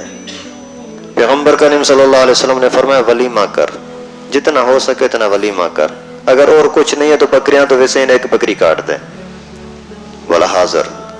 مقصد یہ تھا کہ ولیمہ کرنا بھی سنت ہے، پیغمبر کریم نے حکم دیا کہ کرو، لیکن ولیمے کے جو کراچی والے لوگ پیسے لیتے ہیں، یہ پیسے لینا بدعت ہے، ناجائز ہے، پیسے لینا جائز نہیں ہے، اور ولیمے میں تکلفات کرنا جائز نہیں ہے، جو میسر ہے بسم اللہ کر لو، اور حق مار رکھنا لازم ہے اپنی طاقت کے مطابق۔ یہاں جو لوگوں نے مشورہ کر دیا نا بس 5,000 10,000 فکس کر دیے، یہ ناجائز ہے۔ اگر امیر آدمی ہے تو زیادہ پیسے دے، غریب ہے تو کم از کم 5-6 ہزار روپے بھلے دے دے۔ اور اس کے بعد پھر صحابہ کرام نے وہاں آ کر کے اپنا کاروبار وغیرہ بھی شروع کر دیا، اور مدینے کے اندر بیماری پھیلی ہوئی تھی۔ لوگ جیسے نئے نئے آئے نا تو ان کو پانی وغیرہ وہاں کا اچھا نہیں لگ رہا تھا، پیٹ پھول رہا تھا، بیماری ہو رہی تھی، تو نبی پاک صلی اللہ علیہ وسلم نے خصوصی طور پر دعا کی کہ اللہ میرے مدینے میں برکت نصیب فرما۔ اللہ کی قدرت سے پھر ایسی برکت ہوئی کہ آج تک، پھر ایک حدیث مبارکہ میں آتا ہے کہ جو بندہ مدینے کی کسی چیز کو گھٹیا نظر سے دیکھتا ہے تو اللہ تعالیٰ اس کی زندگی سے برکت کو چھین لیتے ہیں۔ حضرت سید حسین احمد مدنی رحمہ اللہ دارالعلوم دیوبند کے ایک بہت بڑے بزرگ تھے، اس کے پاس کسی نے آ کر کے 3 کھجور کے دانے دیے، تو اسی نے ان کو چوما، آنکھوں پہ رکھا، ٹکڑے ٹکڑے کر کے سارے دوست، یار کون کون ساتھی ہیں میرے ساتھ محبت کرنے والے دوست ہیں میرے، ٹکڑے ٹکڑے کر کے اس کے گھر میں پہنچایا۔ ایک شاگرد نے بولا کہ حضرت یہ ٹکڑا دینے کا کیا فائدہ؟ بولا استغفر اللہ، فرمایا آج کے بعد میرے ساتھ بات نہیں کیا کر، تو نے مدینے کی چیز کی توہین کی ہے۔ اللہ تعالیٰ نے اسی مدینے کو اتنا بابرکت بنا دیا۔ اتنے میں ایک شخص تھا، اس کا نام ہے سلمان فارسی رضی اللہ تعالیٰ عنہ، بہت بڑے شان والا صحابی، وہ مسلمان ہو گیا۔ اور اس کے اسلام کا مختصر واقعہ یہ کہ یہ تھا یہاں کا مجوسی خاندان کا، ایران کا، فارس کا۔ اس کے دل میں محبت تھی حق جانچنے کی۔ ایک مرتبہ باپ کے سامنے دیکھتا کہ ابو اسی آگ کو پوج رہا ہے، آگ کی عبادت کر رہا ہے، نفرت ہوتی تھی۔ آخر اس نے یہاں سے بھاگنے کی کوشش کی لیکن وہ چھوڑ نہیں رہا تھا۔ کسی طریقے سے کسی گرجا میں گرجا والے کے ساتھ، پادری کے ساتھ ملاقات ہو گئی، اس کے پاس آنا جانا ہوا، باپ نے سختی کی، آخر باپ سے متنفر ہو کر کے دور چلے گئے۔ چلتے چلتے چلتے کئی یعنی فاصلے پر کسی ایک پیر کے پادری کے پاس کچھ وقت رہا، کبھی پھر کسی اور یہودی کے پاس، اس طرح سے گھومتے گھومتے ایک جگہ پر گئے تو ڈاکو نے اس کو پکڑ لیا، حضرت سلمان فارسی کو۔ ڈاکو نے اس کو اپنا غلام بنا کر کے آگے بیچ دیا۔ پھر اسے بکتے بکتے جا کر کے مدینے میں پہنچے۔ مدینے میں وہی غلام کی زندگی گزار رہے تھے۔ اسی دوران حضرت سلمان فارسی رضی اللہ تعالیٰ عنہ کو معلومات یہ ملی کہ یہاں اللہ کے نبی آئیں گے، تو یہ معلومات لیتے رہے۔ ایک مرتبہ پتہ لگا کہ رسول اللہ صلی اللہ علیہ وسلم آ گئے ہیں، تو جلدی سے انہوں نے معلومات تو پہلے سے لی ہوئی تھی، کھجور کچھ لے کر کے پیغمبر کریم کے پاس آئے، عرض کیا کہ اللہ کے رسول یہ صدقہ ہے، قبول فرما لیں۔ پیغمبر کریم نے فرمایا کہ دوسروں کو فرمایا آپ کھا لو، ہم نبی صدقہ نہیں کھاتے۔ حضرت سلمان نے فرمایا کہ مجھے دل میں بات لگی، یہ بات تو صحیح ہے، میں نے پڑھا تھا کہ نبی صدقہ نہیں کھاتے۔ پھر دوسرے دن کھجور لے آئے، اللہ کے رسول یہ ہدیہ ہے، تحفہ ہے۔ پیغمبر کریم صلی اللہ علیہ وسلم نے فرمایا آ جاؤ ساتھ کھاتے ہیں، سب کو ملا کر کے کھانا شروع کر دیا۔ تو اس کو اور یقین ہو گیا کہ یہ بات صحیح ہے۔ ابھی سارے بیٹے کھا رہے ہیں، یہ پیغمبر کریم کو چہرے کو دیکھ رہا ہے، کبھی اٹھ رہا ہے، کبھی ادھر جا رہا ہے، کبھی ادھر جا رہا ہے۔ وہ ڈھونڈ رہا ہے کہ نبی پاک صلی اللہ علیہ وسلم کے کندھے مبارک پر جو مہر نبوت ہے وہ دیکھ لوں وہ کیسی ہے. مہر نبوت پر لکھا تھا اوپر اللہ، پھر رسول، پھر محمد، یعنی محمد الرسول اللہ. پیغمبر کریم صلی اللہ علیہ وسلم سمجھ گئے کہ یہ کیا ڈھونڈ رہے ہیں، یہ سارے کھا رہے ہیں، وہ ادھر ادھر گھوم رہے ہیں. پیغمبر کریم نے فرمایا سلمان ادھر آ ادھر آ، تو یہ دیکھنا چاہ رہا ہے، آجو دیکھ لے. جیسے دیکھا تو چوم لیا اور اسی ٹائم پر کلمہ پڑھا لا الہ الا اللہ محمد رسول اللہ.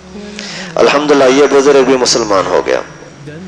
اس کے بعد پھر ایک بڑا حادثہ یہ ہوا کہ وہاں کے 3 صحابی ایسے تھے انصار کے جو پیغمبر کریم صلی اللہ علیہ وسلم پر مر مٹنے والے. ایک کا نام تھا کلثوم، اور دوسرے کا نام تھا برا ابن معرور، اور تیسرے کا نام تھا اسعد بن زرارہ. کلثوم وہ صحابی ہے جو پیغمبر کریم صلی اللہ علیہ وسلم جب وہاں پہنچے تھے تو سب سے پہلے خدمت کرنے والے یہی تھے، حضرت کلثوم رضی اللہ تعالیٰ عنہ.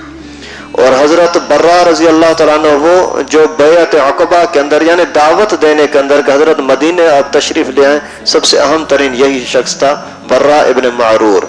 اور دوسرا اس نے کیا کام کیا تھا، کل آپ کو بتایا تھا. برا ابن معرور وہ بزرگ ہستی ہیں جنہوں نے حضرت مصعب بن عمیر کو اپنے مدرسے اپنے گھر میں استاد بنا کے رکھا تھا. سارے لوگ لڑنے لگے، جگڑنے لگے، جو کچھ کریں کریں، لیکن میرا گھر ہے، میں نے اس کو مدرسہ بنایا، میری مرضی ہے.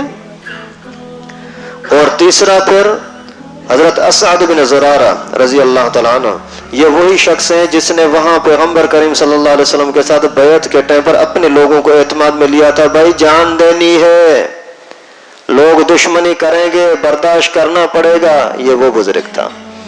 تو اللہ تعالیٰ کی قدرت سے یہ تینوں بیچارے دنیا سے چلے گئے. اور ابھی اتنے میں تقریباً 6-7 مہینے گزر چکے ہیں. کسی بھی انصار کو یا مہاجر صحابی کو کوئی بھی بچہ اگر لڑکا پیدا ہو تو فوت ہو جائے، اگر لڑکی پیدا ہو تو ٹھیک ہے. تو انہیں یہودیوں نے شور مچایا، کہتے ہیں دیکھو یہ مسلمانوں نے بتوں کی مخالفت کی ہے، اس وجہ سے بتوں نے ان کے بھی پکڑ کی ہے، اس وجہ سے ان کا کوئی بیٹا زندہ رہتا ہی نہیں ہے. جب بیٹا زندہ نہیں رہے گا تو ان کا دین مذہب ختم ہو جائے گا. تو اللہ کی قدرت، اس وقت میں ایک بچہ پیدا ہوا عبداللہ ابن زبیر رضی اللہ تعالیٰ عنہ، بہت بڑے شان والے صحابی حضرت ابن زبیر. حضرت اسماء رضی اللہ تعالیٰ عنہ کی شادی ہوئی تھی حضرت زبیر کے ساتھ، پھر ان کا بچہ ہوا حضرت عبداللہ. تو اسی پر اتنی خوشی ہوئی کہ ہر مسلمان یہ سمجھ رہا تھا گویا کہ اس کے گھر میں خوشی ہوئی، اس کے گھر میں کوئی بچہ ہوا ہے. تو اللہ تعالیٰ نے پھر ان کا یہ جو ذہن تھا اس کو توڑ کر کے اور اسلام کے مسلمانوں کی مدد فرمائی. ابھی یہاں یہ سارے کام جو ابھی میں نے آپ کو بتایا یہ سارے پہلی ہجری پہلے سال کے ہیں. ابھی دوسرا سال جیسے ہی شروع ہوا تو سب سے پہلا کام کیا ہوا اس کے مختصر واقعات آپ کو بتاؤں. اسی میں قبلے کی تحویل بھی ہوئی اور اسی کے اندر غزوہ بدر بھی ہوا، بہت سارے سریے وغیرہ ہوئے. مختصر آپ کو بتاتا ہوں انشاءاللہ. تحویل قبلے کا مسئلہ کیا ہوا، اللہ تعالیٰ کی طرف سے خاص جو قبلہ ہے وہ کعبۃ اللہ ہے، اور انبیاء کرام کی رہائش گاہ بیت المقدس بھی زیادہ رہی ہے، کعبۃ اللہ سے بھی زیادہ شام کے علاقے میں، فلسطین میں، جس پر آج انگریز نے، کافروں نے، اسلام کے دشمنوں نے قبضہ کیا ہے اور مسلمان اپنے کام دھندے میں لگے ہوئے ہیں. مسجد اقصیٰ کسی کو یاد ہی نہیں ہے. تو خیر پیغمبر کریم صلی اللہ علیہ وسلم کی ولادت بھی مکہ مکرمہ میں. اس کو بنانے والے حضرت ابراہیم اور اسماعیل کی دعا بھی یہی تھی کہ یہ آخری نبی ہماری ہی نسل میں سے ہو. پیغمبر کریم کے محبت تھی کعبۃ اللہ کے ساتھ. تو جیسے ہی یہاں مدینہ منورہ میں پہنچے تو نماز پڑھتے تھے بیت المقدس کی طرف رخ کر کے. تقریباً 16 یا 17 مہینے تک اس طرح ہوا، لیکن اللہ کے نبی صلی اللہ علیہ وسلم کے دل میں تمنا تھی کہ میں کعبۃ اللہ کی طرف رخ کر کے نماز پڑھوں. تو اللہ تعالیٰ نے قرآن نازل فرمایا قد نرى تقلب وجهك في السماء فلنولينك قبلة ترضاها. تیری آنکھیں جو آسمان کی طرف بار بار اٹھتی ہیں نہ اللہ کی رحمت آ جائے، قبلے تبدیلی کا حکم آ جائے، ہم نے تیری بات کو سن لیا۔ اللہ اکبر۔ پیار تو دیکھو نا اللہ کا رسول اللہ کے ساتھ، تیری آنکھوں کا اوپر اٹھنا ہم نے دیکھ لیا، تیری خواہش کو ہم نے محسوس کر لیا۔ ابھی تجھے حکم یہ ہے فَوَلِّ وَجْهَكَ شَطْرَ الْمَسْجِدِ الْحَرَامِ، مسجد حرام کی طرف رخ کر کے نماز پڑھا کرے۔ یہ پیغمبر کریم صلی اللہ علیہ وسلم کے لیے بہت بڑی خوشی تھی، لیکن یہودیوں نے بڑی بکواس کی، یہ کیسا نبی ہوگا، کبھی ادھر کو رخ کرتا ہے کبھی ادھر رخ کرتا ہے۔ تو اللہ تعالیٰ نے وہ بھی منظر پیش فرمایا سَيَقُولُ السُّفَهَاءُ مِنَ النَّاسِ مَا وَلَّاهُمْ عَنْ قِبْلَتِهِمُ الَّتِي كَانُوا عَلَيْهَا۔ یہ کیا ہو گیا مسلمانوں کا، پھر انہوں نے رخ تبدیل کر دیا۔ تو نبی پاک صلی اللہ علیہ وسلم نے ان کو جواب دینا چاہا، پہلے اللہ نے نبی پاک صلی اللہ علیہ وسلم کے زبان پر جواب نازل فرمایا قُلْ لِلَّهِ الْمَشْرِقُ وَالْمَغْرِبُ، مشرق کی طرف رخ کرو یا مغرب کی طرف کرو، یہ اللہ کے مشرق بھی مغرب اللہ کا تو مغرب بھی اللہ کا، اللہ نے حکم دیا ہے جہاں ہمیں تو وہ کرنا ہے نا۔ تو یہ تحویل قبلہ کا حکم ہوا، اور پیغمبر کریم صلی اللہ علیہ وسلم ظہر کی نماز پڑھ رہے تھے ایک جگہ پر، تو وہاں جیسے ہی نماز چل رہی تھی تو نماز کے دوران اللہ تعالیٰ نے نبی پاک صلی اللہ علیہ وسلم پر وحی نازل فرمائی قبلہ تبدیل کرو۔ اسی ٹائم پر پیغمبر کریم صلی اللہ علیہ وسلم نے قبلہ تبدیل کر لیا، اور اسی مسجد کا، اس جگہ کے جو نماز تبدیل ہوئی تھی اسی کا نام ہو گیا مسجد القبلتین۔ ابھی جہاد کی بھی اجازت مل چکی ہے، ادھر سے ان فسادیوں کا فساد کا بھی خطرہ موجود ہے۔ جب ان کو پتہ لگا مکے کے مشرکوں کو کہ پیغمبر کریم تو ابھی بڑے سکون کے ساتھ رہ رہے ہیں، تو انہوں نے شرارتیں شروع کی۔ کیا؟ سب سے پہلے تو ان ظالموں نے یہاں کے لوگوں کو خط لکھے، آپ اس بندے کو یہاں سے نکال دو۔ عبداللہ بن ابی جو رئیس المنافقین تھا، اس امت کے اندر سب سے گندا انسان یہی ہے عبداللہ بن ابی۔ تو اس کو انہوں نے مکے کے مشرکوں نے خط لکھا کہ یہ بندہ ہمارا تمہارے پاس آیا ہے، اس کو یا مار دو یا نکال دو۔ تو اسی کو جیسے خط ملا تو اس ظالم نے یہی ذہن بنایا کہ واقعی ایسا کریں۔ اچھا، منافقوں کا بھی تذکرہ بہت زیادہ چلے گا روزانہ، سب غزوات کے اندر ہر مرحلے کے اندر منافق کے سامنے پیش ہیں۔ تو اسی کی دشمنی کا اصل سبب کیا تھا وہ شروع میں ابھی آپ کو بتا دو، روزانہ تو نہیں ہو سکے گا۔ تو یہ عبداللہ بن ابی بہت بڑا ماہر آدمی تھا، لوگ اس کو بہت عزت کی نظروں سے دیکھتے تھے، اور اسی نے پھر اس طرح کا ماحول بنایا کہ اس نے بولا یار میں یہاں کا سردار بننا چاہتا ہوں۔ سب نے بولا ٹھیک ہے، باقاعدہ ایک سونے کا تاج بنایا اس کے لیے کہ یہ ہمارے قبائل کا سردار ہوگا، ہم اسی کے اوپر تاج رکھیں گے۔ اب اس طرح کی یہ باتیں چل رہی تھی، ادھر سے اللہ کے نبی صلی اللہ علیہ وسلم آ گئے۔ جیسے ہی پیغمبر کریم صلی اللہ علیہ وسلم آ گئے تو سارے لوگوں نے اس کو چھوڑ کر کے نبی پاک کے ساتھ جڑ گئے۔ تو اس پر اس کو جلن ہوئی کہ سردار میں، اور اس کو لوگوں نے اپنا بڑا مان لیا۔ اور دوسرے نمبر پر یہ کہ اندر کا یہ پلید تھا، ذہنیت کا یہودی تھا، لیکن روب مسلمانوں کا تھا۔ یہ اس کا جو قبیلے کے اندر لوگ تھے وہ سارے کے سارے مسلمان ہو رہے تھے، اس وجہ سے ابھی دونوں طرف اس کا رخ تھا۔ مسلمانوں کے پاس نفع نظر آئے تو حضرت میں آپ کے ساتھ ہوں، یہودیوں کے پاس نفع نظر آئے تو بولتا میں آپ کے ساتھ ہوں۔ تو اسی کو انہوں نے خط لکھا کہ یہ محمد جو تمہارے پاس آیا ہے اس کو یا مار دو یا نکال دو۔ اسی نے باقاعدہ یہ پلاننگ شروع کی کہ یار وہ مکے کے لوگ ہیں، ہمارا وہاں آنا جانا ہے، حج کے لیے جانا ہے، عمرے کے لیے جانا ہے، تو اگر وہ ناراض ہو گئے تو ہم کعبۃ اللہ میں کیسے جائیں گے؟ کیا کرنا چاہیے؟ اس کو واقعی نکال دیں۔ اس ظالم نے اس طرح کا ذہن بنایا تو رسول اللہ صلی اللہ علیہ وسلم نے پھر صحابہ کرام کو اکٹھا کر کے فرمایا کہ اللہ کے بندو آپ کیا کر رہے ہو؟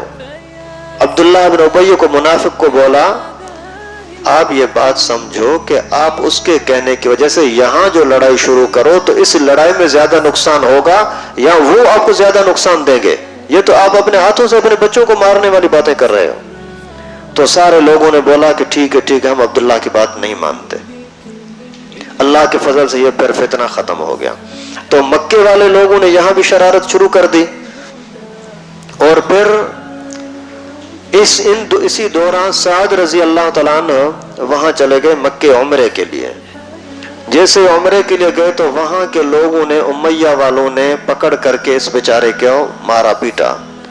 تو وہاں کسی نے آ کر کے بولا کہ خدا کے بندو یہ کیا کر رہے ہو، یہ وہاں کا سردار ہے، اگر آپ اس کو مار رہے ہو اس وجہ سے کہ نبی پاک کو وہاں کیوں آنے دیا ہے، تو کل تم جو یہاں سے جاؤ گے شام تو مدینے سے گزر کر جاؤ گے نا، تو پھر یہ تمہیں چھوڑیں گے؟ پھر اس کو چھوڑا۔ یعنی مقصد یہ تھا کہ وہ شرارت ابھی بھی کر رہے تھے۔ تو اللہ تعالیٰ کی طرف سے حکم نازل ہوا کہ ابھی ان کی پکڑ کرو۔ تو پیغمبر کریم صلی اللہ علیہ وسلم نے سرایا کی شروعات فرمائی۔ سب سے پہلا جو اسلام کا جہاد کے لیے قافلہ نکلا وہ امیر حمزہ رضی اللہ تعالیٰ عنہ کی قیادت میں نکلا۔ پیغمبر کریم صلی اللہ علیہ وسلم نے حضرت امیر حمزہ کو فرمایا کہ آپ جاؤ اور جا کر کے یہ ایک قبیلہ تھا سیف البحر کی طرف، وہاں جا کر کے جو دشمنی کر رہے ہیں، اور وہاں کا بندہ تھا مجد بن عمر جوہنی، وہ باقاعدہ ذہن سازی کر رہا تھا لوگوں کو اسلام کے خلاف۔ تو پیغمبر کریم صلی اللہ علیہ وسلم نے فرمایا کہ جاؤ اسی کو جا کر کے کچلو۔ تو حضرت امیر حمزہ رضی اللہ تعالیٰ عنہ 30 صحابہ کو لے کر کے وہاں چلے گئے، سفید جھنڈا لے کر کے ساتھ گئے، اور وہاں جیسے پہنچے تو باقاعدہ لڑائی کا ماحول بن گیا، لیکن بیچ میں کوئی اور آیا اور اس نے آ کر کے جنگ کو رکوا دیا۔ یہ اسلام کے اندر سب سے پہلا سریہ تھا جو جہاد کے لیے صحابہ کرام نکلے۔ اس کے بعد پھر سریہ عبیدہ بن حارث، اس کو پیغمبر کریم صلی اللہ علیہ وسلم نے فرمایا رابع کی طرف کچھ لوگ ہیں جو اسی مشرکوں کا ساتھ دینا چاہ رہے ہیں، جاؤ ان کے پاس۔ تو یہ سارے وہاں چلے گئے، اور وہاں جا کر کے تیر اندازی چلی، لیکن کوئی لڑائی خاص نہیں ہوئی۔ اور سب سے پہلے تیر چلانے والے اس اسلام کے اندر اس کا نام ہے حضرت سعد بن ابو وقاص رضی اللہ تعالیٰ عنہ۔ 8 تیر چلائے، دشمنوں پر رعب چھا گیا، کوئی مرنا مارنا نہیں ہوا، لیکن یہ ان کو مکے والوں کو روک ڈالنا تھا کہ آپ ہمیں ابھی ہلکا نہ سمجھو، پہلے جو ظلم ہمارے ساتھ ہو چکے ابھی زیادہ برداشت نہیں کیے جا سکتے۔ اس کے بعد پھر تیسرا جو سریہ ہوا، اسی سریہ کا نام ہے سریہ سعد بن ابو وقاص، اور یہ بھی اسی سال کے ماہ ذوالقعدہ میں ہوا، اور اس میں 20 سواروں کو رسول اللہ صلی اللہ علیہ وسلم نے حکم فرمایا کہ کفار کا، قریشوں کا کوئی لشکر جا رہا ہے، راستے میں جا کر کے ان کو روکو۔ اور وہ جیسے ہی وہاں چلے گئے تو ان سامنے سے دشمنوں کا قافلہ بھی آیا خرار کی جگہ کے اوپر، لیکن جیسے ہی مسلمانوں کو دیکھا تو وہ قافلہ بھی بھاگ گیا۔ اس کے بعد پھر غزوہ ہوا، اس غزوے کا نام ہے غزوہ ابوا۔ یہ پہلا غزوہ سریہ میں نے آپ کو شروع میں بتایا، جس میں نبی پاک صلی اللہ علیہ وسلم خود موجود نہ ہوں، اور جس کے اندر نبی پاک ہوں اس کا نام ہے ابوا۔ تو پیغمبر کریم صلی اللہ علیہ وسلم خود وہاں اسی کے لیے چلے، اور جیسے ہی وہاں گئے تو یہاں نماز پڑھانے کے لیے پھر حضرت عبداللہ بن ام مکتوم کو مقرر فرمایا، اور وہاں کے جو وہ نابینا تھے، اس لیے یہاں کے مدینے کا جو حاکم بنایا پیغمبر کریم نے، اس کا نام تھا سعد بن عبادہ رضی اللہ تعالیٰ عنہ۔ پھر یہ قافلہ چلتے چلتے مدینے سے دور تقریباً 80 میل دور جا کر کے پہنچے، جہاں حضرت آمنہ رضی اللہ تعالیٰ عنہ کی پیغمبر کریم کے اماں کی مزار قبر ہے، وہاں اسی جگہ کا نام ہے ابوا۔ وہاں پہنچے تو وہاں بھی پھر لڑائی کا ماحول بنا، لیکن اللہ تعالیٰ نے پھر اسی کو ختم کر دیا، لڑائی ہوئی نہیں۔ اس کے بعد پھر غزوہ بوات ہوا، اس میں بھی لڑائی نہیں ہوئی۔ پھر غزوہ صفوان ہوا۔ صفوان کا مسئلہ یہ تھا کہ ایک مشرک تھا، اس کا نام تھا قرظ بن جابر فہری۔ اسی ظالم نے کیا کیا کہ مدینے میں آیا، اور مدینے میں آ کر کے اسی جو چراگاہ تھی جہاں جانور وغیرہ چر رہے تھے، اس کے اوپر حملہ کر کے کچھ جانوروں کو ساتھ لے گیا۔ پیغمبر کریم صلی اللہ علیہ وسلم کو جیسے پتہ لگا تو پیغمبر کریم نے اس کے پیچھے لوگوں کو بھیجا، وہ تقریباً بدر کے قریب پہنچا اور بھاگ گیا، تو اسی کا نام ہے بدر اولا۔ اس کے بعد پھر ایک غزوہ ہوا، اسی غزوے کا نام ہے غزوہ ذات العشیرہ، یا ذوالعشیرہ، یہاں خود رسول اللہ صلی اللہ علیہ وسلم تشریف لے گئے تھے اور تقریباً 150 سے 200 صحابہ پیغمبر کریم نے اپنے ساتھ لیے تھے. جا کر کے ینبوع جگہ کے اوپر پہنچے تو وہاں بھی کوئی ٹکراؤ نہیں ہوا، دشمنوں کو پتہ لگا اور وہ بھاگ گئے. اس کے بعد پھر سریہ عبداللہ بن جہش ہوا، سریہ عبداللہ بن جہش، اور اس کے اندر یہ بھی اسی ہی سن 2 ہجری کی بات ہے. پیغمبر کریم صلی اللہ علیہ وسلم نے لشکر کا امیر بنایا تھا اس حضرت عبداللہ کو، اور اس کے ساتھ 8 یا 10 یا 12 صحابہ تھے، اور یہ جا رہے تھے. جاتے جاتے ان کو حکم فرمایا کہ یہ خط لے جاؤ، لیکن خط یہاں نہیں کھولنا، وہ فلاں جگہ پہنچو وہاں کھولنا جا کر کے. خیر پیغمبر کریم صلی اللہ علیہ وسلم کے حکم کے مطابق انہوں نے وہاں جا کر یہ خط کھولا تو پتہ لگا کہ یہ سارا جو علاقہ ہے یہ دشمنوں کا ہے اور ہمیں بہت خطرہ ہے. پیغمبر کریم نے خط میں لکھا تھا ابھی یہاں سے آگے جاؤ تو بھی آپ کی مرضی ہے، کوئی واپس آنا چاہتا ہے تو بھی اس کی مرضی ہے، لیکن وہاں سے اب حالات معلوم کر کے واپس آ جانا. جیسے وہاں پہنچے تو وہاں کچھ لوگ ایسے تھے جن کے ساتھ لڑائی کا ماحول بن گیا. حالانکہ پیغمبر کریم نے لڑائی کی اجازت نہیں دی تھی، صرف ماحول کو دیکھنے کی اجازت دی تھی. تو وہاں پر ایک بندہ تھا عمر بن حضرمی، عمر ابن حضرمی، اس سے وہ شرارت کر رہا تھا. یہ بھی آگے جذبات کے اندر اس کو قتل کر دیا. اس کے 2 اور ساتھی تو ان کو پکڑ کر کے پیغمبر کریم صلی اللہ علیہ وسلم کے پاس لے آئے. اور یہ دن تھا جمادی الثانی کا آخری دن یا رجب کا پہلا دن. ان کو صحیح پتہ نہیں تھا کون سا دن ہے. آخر انہوں نے یہ سمجھا کہ شاید جمادی الثانی کے آخری دن ہے اور اس دن میں جنگ کرنا جائز ہے، اور رجب کے اندر جنگ کرنا جائز نہیں، رجب تو ابھی تک آیا نہیں ہے. انہوں نے اس کے ایک کو مارا، 2 کو پکڑ کر کے لائے. تو اس پر رسول اللہ صلی اللہ علیہ وسلم نے ناراضگی کا اظہار فرمایا کہ آپ نے یہ اچھا نہیں کیا. تو اسی کو بہانہ بنا کر کے مکے والوں نے پھر لڑائی کے لیے باقاعدہ مکمل تیاری کر لی. ابھی مسلمانوں کو چھوڑیں گے نہیں، مسلمانوں کے ساتھ لڑنا ہے اور مارنا ہے. پھر غزوہ بدر کی تیاری ہو گئی. غزوہ بدر کی تیاری کس طرح سے ہوئی؟ انہوں نے بولا کہ ابھی سارے لوگ اکٹھے ہو جاؤ، مال اکٹھا کر کے ایک حملہ کرو مدینے کے اوپر کہ مدینہ مٹ جائے.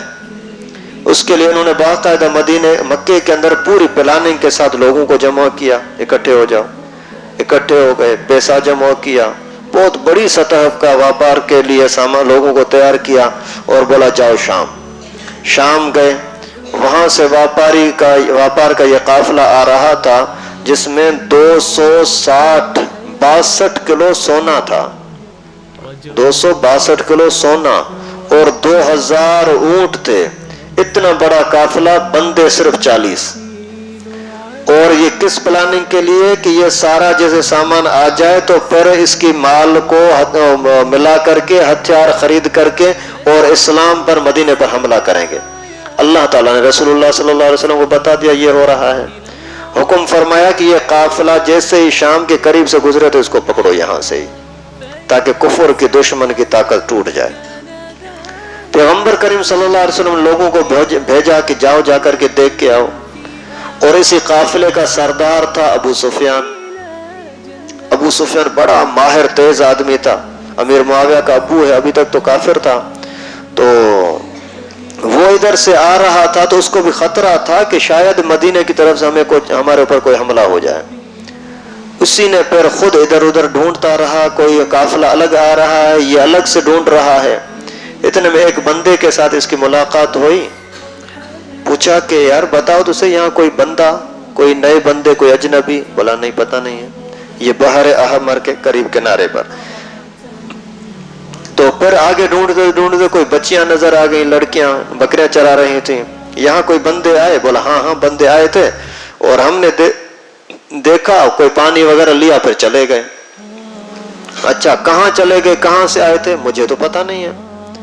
پھر بھلا کہاں بیٹھے تھے؟ وہ سامنے والا درخت ہے اس کے نیچے بیٹھے تھے. تو ابو سفیان سیدھا بھاگا اسی درخت کی طرف. جیسے ادھر ادھر دیکھا تو اونٹوں کی مینگنیاں پڑی ہوئی تھیں، اونٹوں کی مینگنی، گوبر. تو اسی مینگنی کو جیسے اٹھایا تو اٹھا کر کے اس کو توڑ کر کے اور اسی کو جو کھولا تو اس کے اندر سے ایک کھجور کی گٹھلی نکلی. उसी टाइम पर भागा, जाकर काफिले वालों को बोला, ओ लोगों सुनो, यहाँ मुसलमानों के लोग आए हैं, क्योंकि ऊंटों को खजूर खिलाने वाले मदीने के सिवा और कोई नहीं है।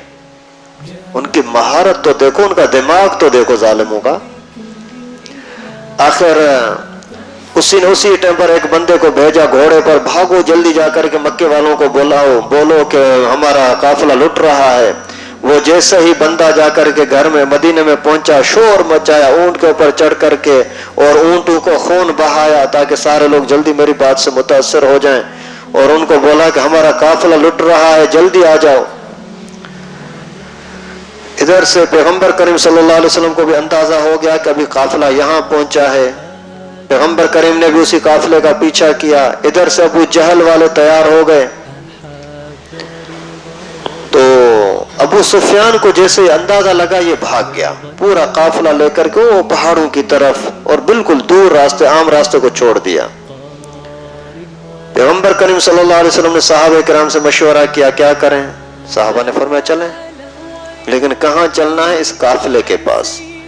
जैसे ही बाहर निकल करके बाहर तशरीफ ले आए तैयारी के साथ, फिर पता लगा कि वो काफिला तो दूर चला गया, लेकिन अबू जहल वाले लड़ाई के लिए आ रहे हैं। अभी हालात बिल्कुल यकसर तब्दील हो गए। अभी क्या होना चाहिए? पैगंबर करीम सल्लल्लाहु अलैहि वसल्लम ने फिर सहाबा किराम से मशवरा किया कि क्या करना चाहिए। इतने में सहाबा किराम ने अर्ज किया कि अल्लाह के रसूल जैसे आप फरमाएंगे ऐसा ही करेंगे। एक हजरत साद रजी अल्लाह तआला अन्हु ने फरमाया, अल्लाह के रसूल हम ऐसे नहीं हैं जैसे मूसा अलैहिस्सलाम को उसकी कौम ने बोला था कि इज़हब अंत व रब्बुका फ़क़ातिला, तुम जाकर के लड़ो, हम नहीं चलेंगे, हम ऐसा नहीं करेंगे। हजरत मिक़दाद रजी अल्लाह तआला अन्हु ने फरमाया कि अल्लाह के रसूल जैसे हुक्म होगा वही करेंगे। हजरत साद और हजरत मिक़दाद ने, यानी अंसार के सहाबा ने जब तसल्ली दी तो पैगंबर करीम को बड़ी खुशी हुई। फिर चल पड़े। चलते चलते यहाँ से मुसलमानों का काफिला है सिर्फ 313 और काफिरों का काफिला 1000 का। जैसे ही अबू जहल की क़यादत में ये काफिला आ रहा है, काफी आगे पहुंचा, तो फिर उनको पता लगा कि ये हमारा अबू सुफियान का काफिला छूट गया, आजाद हो गया, अभी कोई खतरा नहीं है। तो सब ने बोला अभी वापस चलो, वापस चलो, बस जो हमारा मकसद था वो तो हल हो गया। अबू जहल ने बोला नहीं, यही तो मौका मिला है, आज मुसलमानों को कुचलना है। अभी नए नए लड़के हैं इनके साथ, इनके पास कोई तरबियत तो है नहीं, ये आए थे उस काफिले के लिए, तजारती काफिले के लिए, लड़ाई के लिए तो आए नहीं थे। अभी मौका अच्छा है, चलो जाकर के इनके साथ लड़ते हैं और इनको अच्छी तरह सबक सिखाते हैं। आखिर पैगंबर करीम सल्लल्लाहु अलैहि वसल्लम भी तैयार, इधर से अबू जहल वाले भी तैयार। तो पैगंबर करीम को एक सहाबी था हज़रत साद बिन अबू वक़ास, इसका छोटा भाई था उमैर, बिल्कुल छोटा था, 12-13 साल का। इसने बोला अल्लाह के रसूल मैं चलूं। पैगंबर करीम ने फरमाया नहीं, तू छोटा है। ऐसा रोने लगा, ऐसे रोने लगा कि जैसे किसी की माँ मर जाए ना, ऐसे अल्लाह के रसूल मुझे आप जिहाद में नहीं ले चलते, तलवारों में नहीं ले चलते। ये होता है जज्बा। पैगंबर करीम सल्लल्लाहु अलैहि वसल्लम को उस पर रहम आया, फरमाया चलो ठीक है, भला तू अगर चलना चाहता है तो चलो। तो पैगंबर करीम सल्लल्लाहु अलैहि वसल्लम भी वहां पहुंचने के करीब हुए बदर के।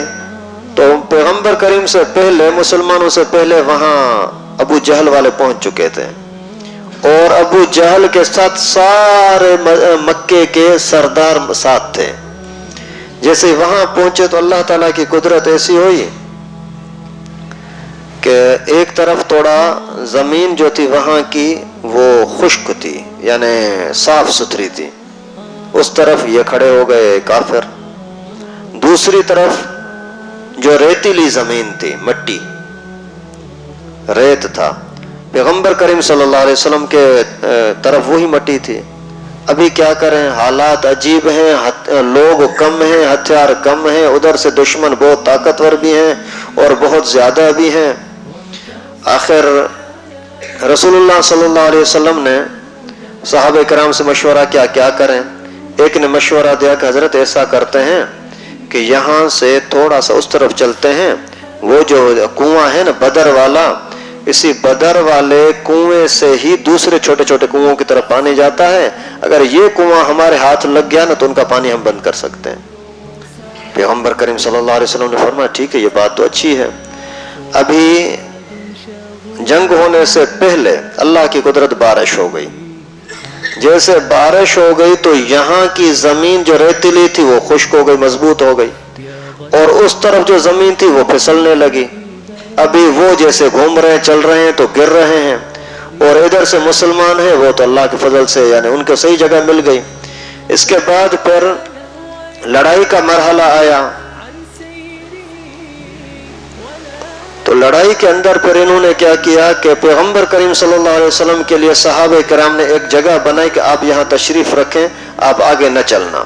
پیغمبر کریم صلی اللہ علیہ وسلم کو اللہ تعالیٰ نے وحی کے ذریعے سے بتلایا کہ آج یہاں دشمنوں کی شکست ہوگی، اور پیغمبر کریم نے باقاعدہ جگہ بتائی، یہاں ابو جہل مرے گا، یہاں یہ مرے گا، یہاں یہ مرے گا، اور ایسا ہوا بھی الحمدللہ.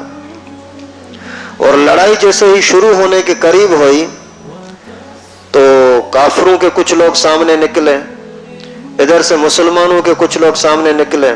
کافروں کا جو سپہ سالار تھا اس کا نام تھا عتبہ بن ربیعہ، اور اس کا بھائی تھا شیبہ، اور اسی کا بیٹا تھا ولید بن عتبہ. یہ تینوں سامنے آ گئے اور انہوں نے آ کر کے اعلان کیا کہ آجیں ہمارے مقابلے میں کون آتا ہے. تو مسلمانوں کی طرف سے کچھ لوگ گئے سامنے، تو انہوں نے بولا کہ نہیں، انصار والوں کے ساتھ ہمیں لڑنا نہیں ہے. مسلمانوں کی طرف سے پہلے حضرت عوف گیا، حضرت معاذ گیا، حضرت عبداللہ بن رواحہ گیا. انہوں نے بولا کہ ہمیں انصار سے نہیں لڑنا، ہمارے خاندان کے لوگ سامنے آ جائیں. تو حضرت امیر حمزہ، حضرت علی، حضرت عبیدہ، یہ تینوں حضرات گئے اور لڑائی ہوئی. لڑائی کے اندر اللہ کے فضل و کرم سے ان کے لوگ مارے گئے اور حضرت عبیدہ زخمی ہوا.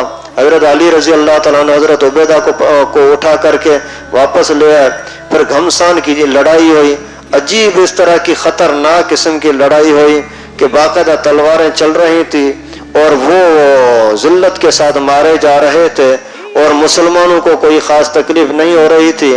اللہ تعالیٰ کی طرف سے فرشتے بھی اترے اسی جنگ کے اندر باقاعدہ بڑے بڑے اماموں کے ساتھ، اور ہتھیار جہنم کے ہتھیار لے کر کے آئے.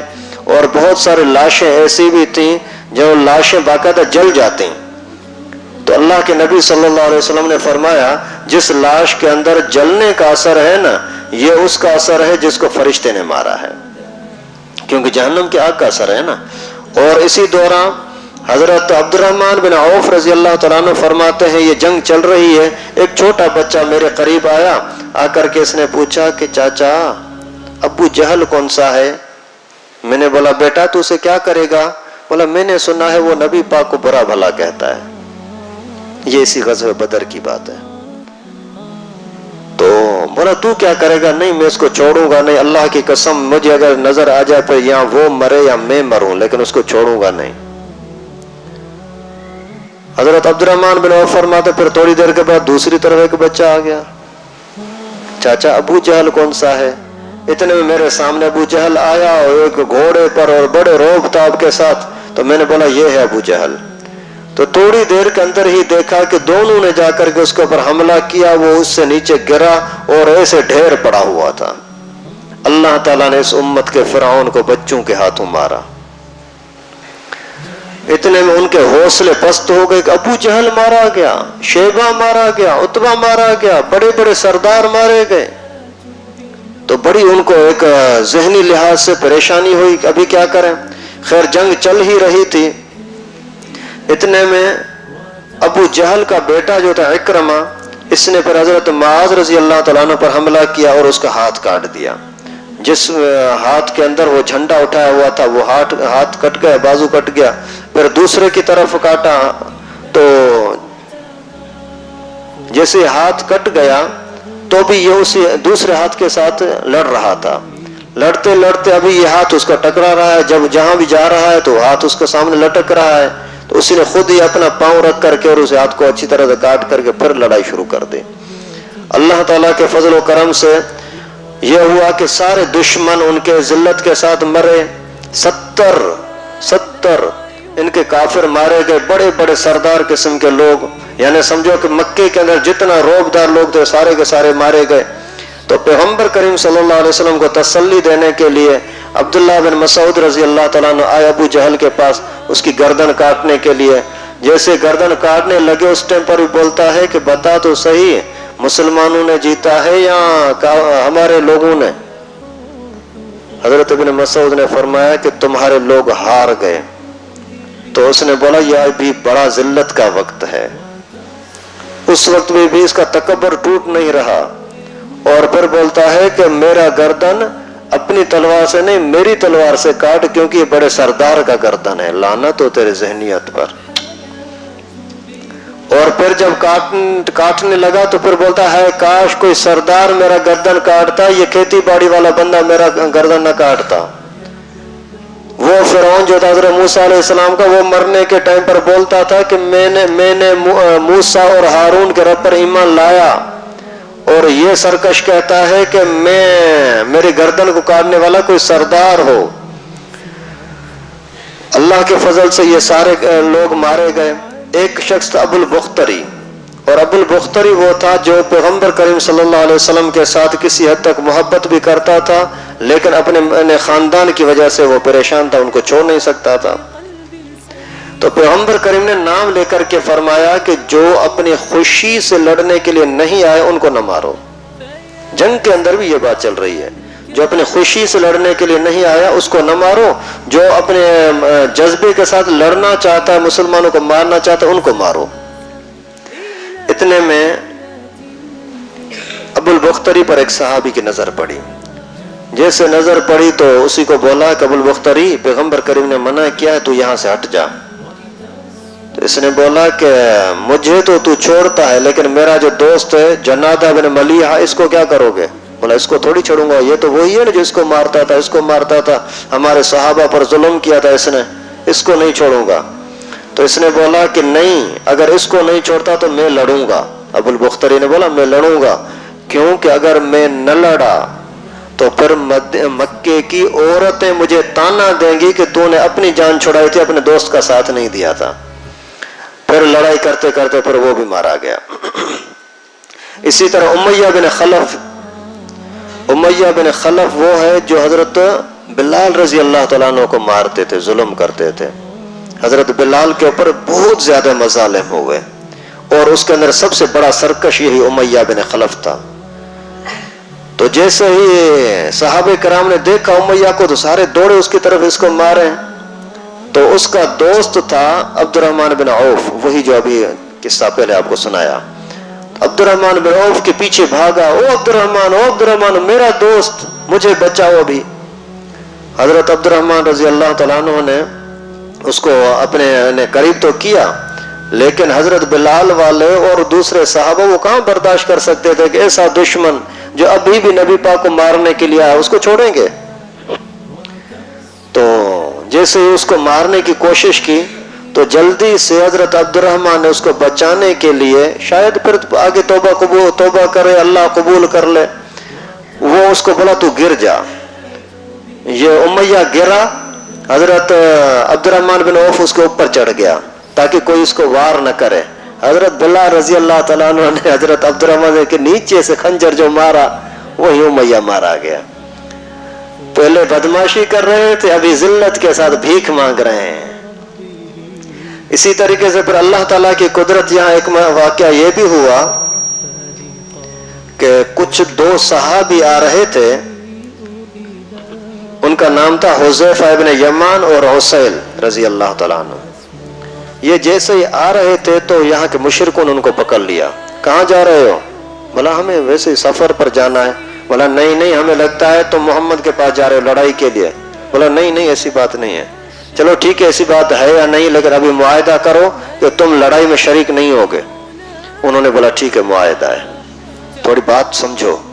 اس نے بولا کہ ہاں ٹھیک ہے ہمارا معاہدہ ہے کہ ہم لڑائی نہیں کریں گے۔ تو وہ آگے پھر پیغمبر کریم کے پاس، اللہ کے رسول ہم لڑائی کے لیے آئے ہیں، جہاد کے لیے آئے ہیں، آپ کے ساتھ دینے کے لیے آئے ہیں، لیکن ہمیں انہوں نے یہاں پکڑ لیا تھا، انہوں نے پوچھا تو ہم نے بول دیا کہ ہم لڑنے کے لیے نہیں آئے۔ یا اللہ کے رسول ابھی کیا کریں؟ پیغمبر کریم صلی اللہ علیہ وسلم نے فرمایا مومن کبھی بھی دھوکے باز نہیں ہوتا، مومن کبھی دھوکے باز نہیں ہوتا، مومن کبھی جھوٹ نہیں بولتا۔ ابھی دیکھیں کہ لڑائی چل رہی ہے، افراد کی کتنی ضرورت ہے کہ ہمیں مجاہد چاہیے، فوجی چاہیے ہمارے ساتھ، اس کے باوجود آپ نے جو وہاں معاہدہ کیا ہے، آپ یہاں بیٹھے رہو، سارے دیکھیں کہ انہوں نے معاہدہ کیا، معاہدے کو پورا کر رہے ہیں، لڑائی میں شریک نہیں ہو رہے۔ ایسا اسلام ہمیں سبق دے رہا ہے، اور ہماری طرف سے حال دیکھو۔ آخر مشرکوں میں سے کچھ بھاگ گئے اور کچھ نے ہتھیار پھینک دیے، تو 70 بندے گرفتار ہوئے اور 70 ان کے مارے گئے، مسلمانوں کے صرف 14 بندے شہید ہوئے۔ ان کے نام بھی آتے ہیں لیکن ناموں کو چھوڑتے ہیں فی الحال۔ پھر ان سب کو اکٹھا کر کے اور ایک گڑھے کے اندر مشرکوں کو ڈالا گیا، اور پیغمبر کریم صلی اللہ علیہ وسلم نے وہاں لاشوں کے اوپر جا کر کے بیان کر کے اور ان کا نام لے کر کے فرمایا کہ آپ نے ہمارے رب کا وعدہ سچا پایا نہیں پایا؟ میں نے پہلے تمہیں بولا تھا نا کہ آپ اگر اللہ کے نبی کی بات نہیں مانو گے تو رسوائی ہوگی، لیکن تم نے نہ مانا۔ ابھی وہاں سے پھر واپسی ہوئی، پیغمبر کریم صلی اللہ علیہ وسلم مدینہ واپس تشریف لا رہے ہیں، اور مکے کے کچھ لوگ واپس چلے گئے۔ وہاں جیسے پتہ لگا کہ ہمارا ابو جہل مر گیا، شیبہ مر گیا، امیہ مر گیا، عتبہ مر گیا، تو ان کے اندر بہت بڑا ایک ہر گھر کے اندر کوہرام مچ گیا۔ ادھر سے مدینے کے اندر بڑی خوشیاں ہو گئی کہ اللہ کے فضل و کرم سے سارے مدینے کے اندر وہی مہاجرین تھے نا جو روزانہ ان کی پٹائی میں زمرے میں آتے تھے۔ آخر ان کے قیدی بھی وہاں آ گئے۔ پیغمبر کریم صلی اللہ علیہ وسلم نے صحابہ کرام سے مشورہ کیا کہ قیدیوں کو کیا کرنا چاہیے، کیا کرنا چاہیے؟ تو کسی نے مشورہ دیا کہ ان کو جو جس خاندان کا ہے وہ اس کے حوالے کر، وہ اس کو قتل کر دے، اللہ کے دین کا دشمن ہے تو اس کے ساتھ رعایت کس چیز کی؟ پیغمبر کریم صلی اللہ علیہ وسلم نے دوسروں سے مشورہ لیا تو انہوں نے فرمایا کہ حضرت ان سے فدیہ لے کر کے چھوڑ دیں، اس کے اندر یہ فائدہ ہو سکتا ہے کہ جائیں گے پھر شاید احسان مانیں گے کہ یار پیغمبر کریم نے ہمیں معاف کیا ہے، اس وجہ شاید ان کو اسلام کی توفیق مل جائے، اور اس میں یہ فائدہ ہوگا کہ مسلمانوں کے پاس ہتھیار نہیں ہے، جو فدیہ مل جائے گا، پیسہ مل جائے گا، ان سے ہم ہتھیار لے لیں گے۔ پیغمبر کریم صلی اللہ علیہ وسلم نے پھر یہی اسی مشورے پر فیصلہ کیا کہ ٹھیک ہے ان سے ہتھیار لے لیتے ہیں یا فدیہ لے لیتے ہیں، تو 4000 درہم فی بندے کے حساب سے فدیہ لینا شروع کیا۔ پھر جو لوگ بہت زیادہ غریب تھے ان کو ایسے ہی معاف کیا، ٹھیک ہے جاؤ۔ جو لوگوں لکھنا جانتے تھے ان کو پیغمبر کریم نے فرمایا تم ان 10 بندوں کو لکھنا سکھا، پھر تو بھی جا۔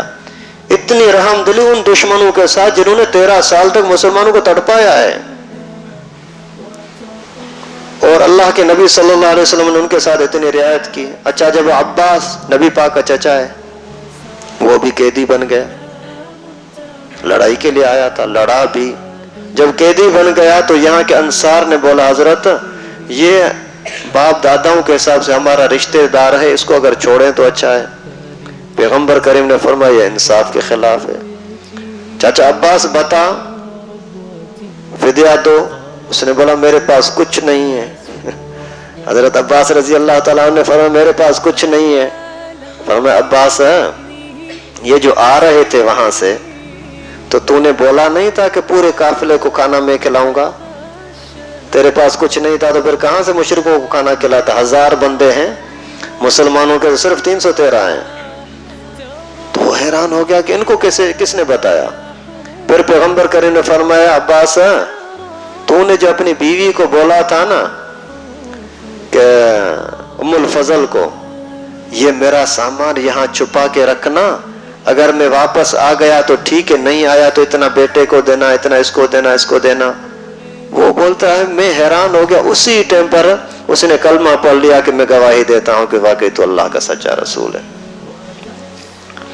لیکن یہ اسلام ابھی تک چھپا رہے تھے، ظاہر نہیں کر رہے تھے۔ اور اس کے بعد پھر جیسے ہی یہ قیدیوں کا معاملہ چل رہا ہے تو ایک قیدی آیا، اس کا نام تھا ابو العاص ابن ربی۔ یہ کون ہے؟ پیغمبر کریم صلی اللہ علیہ وسلم کی بیٹی زینب کا شوہر۔ ابھی اس کے اندر کئی سارے سبق ہیں لیکن صرف اتنا سمجھو، ابو العاص داماد ہے، نبی پاک کے ساتھ لڑنے کے لیے آ رہا ہے، لیکن اس کے باوجود پیغمبر کریم بیٹی کو نہیں کہتے کہ تیرا شوہر ایسا کیوں کرتا ہے۔ تو آج کل کے لوگ جو اگر داماد کے لاپرواہی کی وجہ سے، بے ادبی کی وجہ سے بیٹی کا گھر خراب کرتے ہیں، اس کی کہاں سے اجازت ہوگی؟ شادی کے بعد بیٹی اس گھر کی ہے، بس ان کے حوالے کرو۔ اگر آپ ان کو بار بار ان کو یعنی سہارا دو گے نا تو ان کا گھر خراب ہوگا۔ پہلے سے ان کی تربیت یہ کرو کہ بچہ جب تک میرے پاس ہے ہماری ہے، جب تیری شادی ہو گئی پر ہماری نہیں، اپنے شوہر کی ہے۔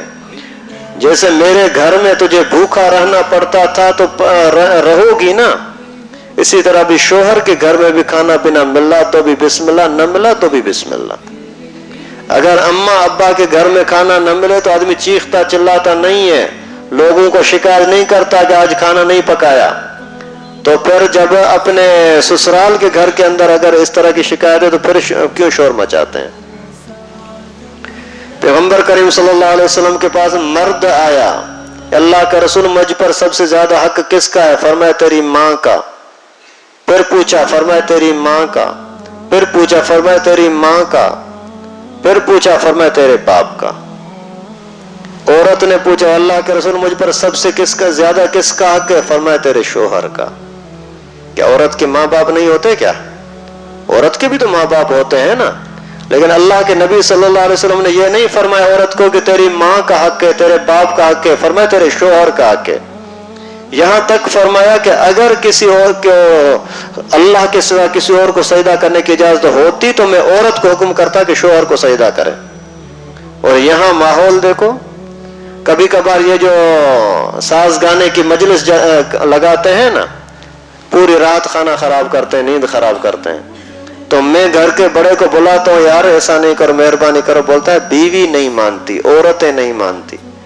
اللہ اکبر، یہ کتنا خطرناک جملہ ہے۔ اللہ کے نبی صلی اللہ علیہ وسلم نے فرمایا میں جب معراج پر گیا تھا نا، جہنم کو دیکھا تھا تو عورتیں وہاں زیادہ تھیں۔ جہنم کی بات ہے بھائی، جہنم میں دیکھا کہ عورتیں زیادہ تھیں۔ کیوں؟ کس وجہ سے؟ اس وجہ سے کہ شوہر کی نافرمانی کرتے ہیں۔ اللہ، یعنی شوہر کی بات نہ ماننا کتنی خطرناک چیز ہے، جہنمی بنانا اپنے آپ کو۔ کیوں؟ کہ لوگ بولیں گے کہ انہوں نے فنکشن اچھا کیا تھا، نعوذ باللہ۔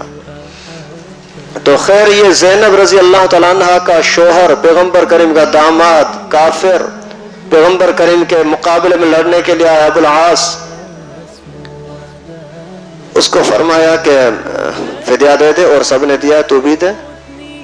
پیغام بھیجا مدینہ، مکہ، کوئی سامان وغیرہ بھیج دو۔ تو بی بی زینب نے سامان کے اندر اور کوئی اور سامان کے ساتھ ساتھ ایک ہار بھیجا جو اس کی اماں خدیجہ نے بیٹی کو نکاح کے ٹائم پر دیا تھا۔ پیغمبر کریم صلی اللہ علیہ وسلم نے اپنی پیاری لاڈلی بیوی خدیجہ کا ہار جیسے ہی دیکھا تو آنکھوں میں آنسو آ گئے۔ اللہ کے نبی صلی اللہ علیہ وسلم نے صحابہ کرام سے فرمایا کہ اگر آپ کی اجازت ہو تو یہ ہار واپس کر دیں، میری بیوی کی نشانی ہے۔ سب نے بڑی رضا خوشی کے ساتھ فرمایا اللہ کے رسول ہم راضی ہیں۔ اس کا فائدہ یہ ہوا جیسے ہی وہ واپس کیا ہار، ابو العاص کے دل میں اسی ٹائم پر ایمان کی محبت ہو گئی، اور جیسے ہی مکہ مکرمہ واپس گیا تو وہاں سے مسلمان ہو کر کے پھر ہجرت کر کے آ گیا۔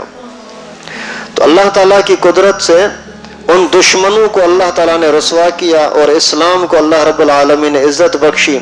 اور اسی صدمے کے اندر جب لوگوں کو پتہ لگا کہ یہ کچھ ہوا ہے تو اسی صدمے کے اندر ابو لہب تڑپ تڑپ کر کے مرا۔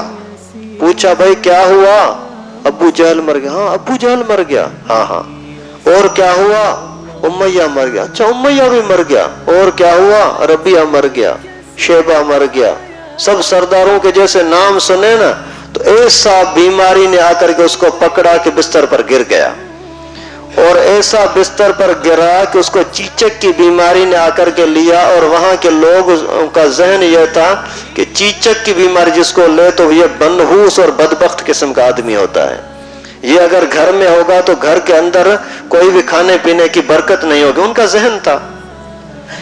پھر انہوں نے کیا کیا کہ ابو لہب کو باقاعدہ یہ حبشی لوگوں کو بلا کر کے بولا اس کو رسیوں کے ساتھ جکڑ کر کے گھسیٹ کر وہاں جا کر یہ کچرے کے ڈھیر پر رکھو، ہم گھر میں رکھیں گے تو ہماری گھر کی برکت ختم ہو جائے گی۔ اللہ کی قدرت وہاں کئی دنوں تک تڑپتا رہا، کتے کی طرح یوں کھانا اس کو پھینک کر کے دیتے رہے، اور آخر تڑپ تڑپ کر کے وہ بھی وہیں مر گیا، اسی صدمے میں کہ ہمارے سردار مارے گئے۔ یہ سارے واقعات سن پہلی ہجری کے ہیں۔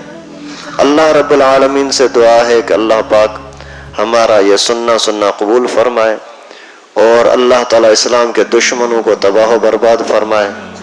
وآخر دعوانا الحمدللہ۔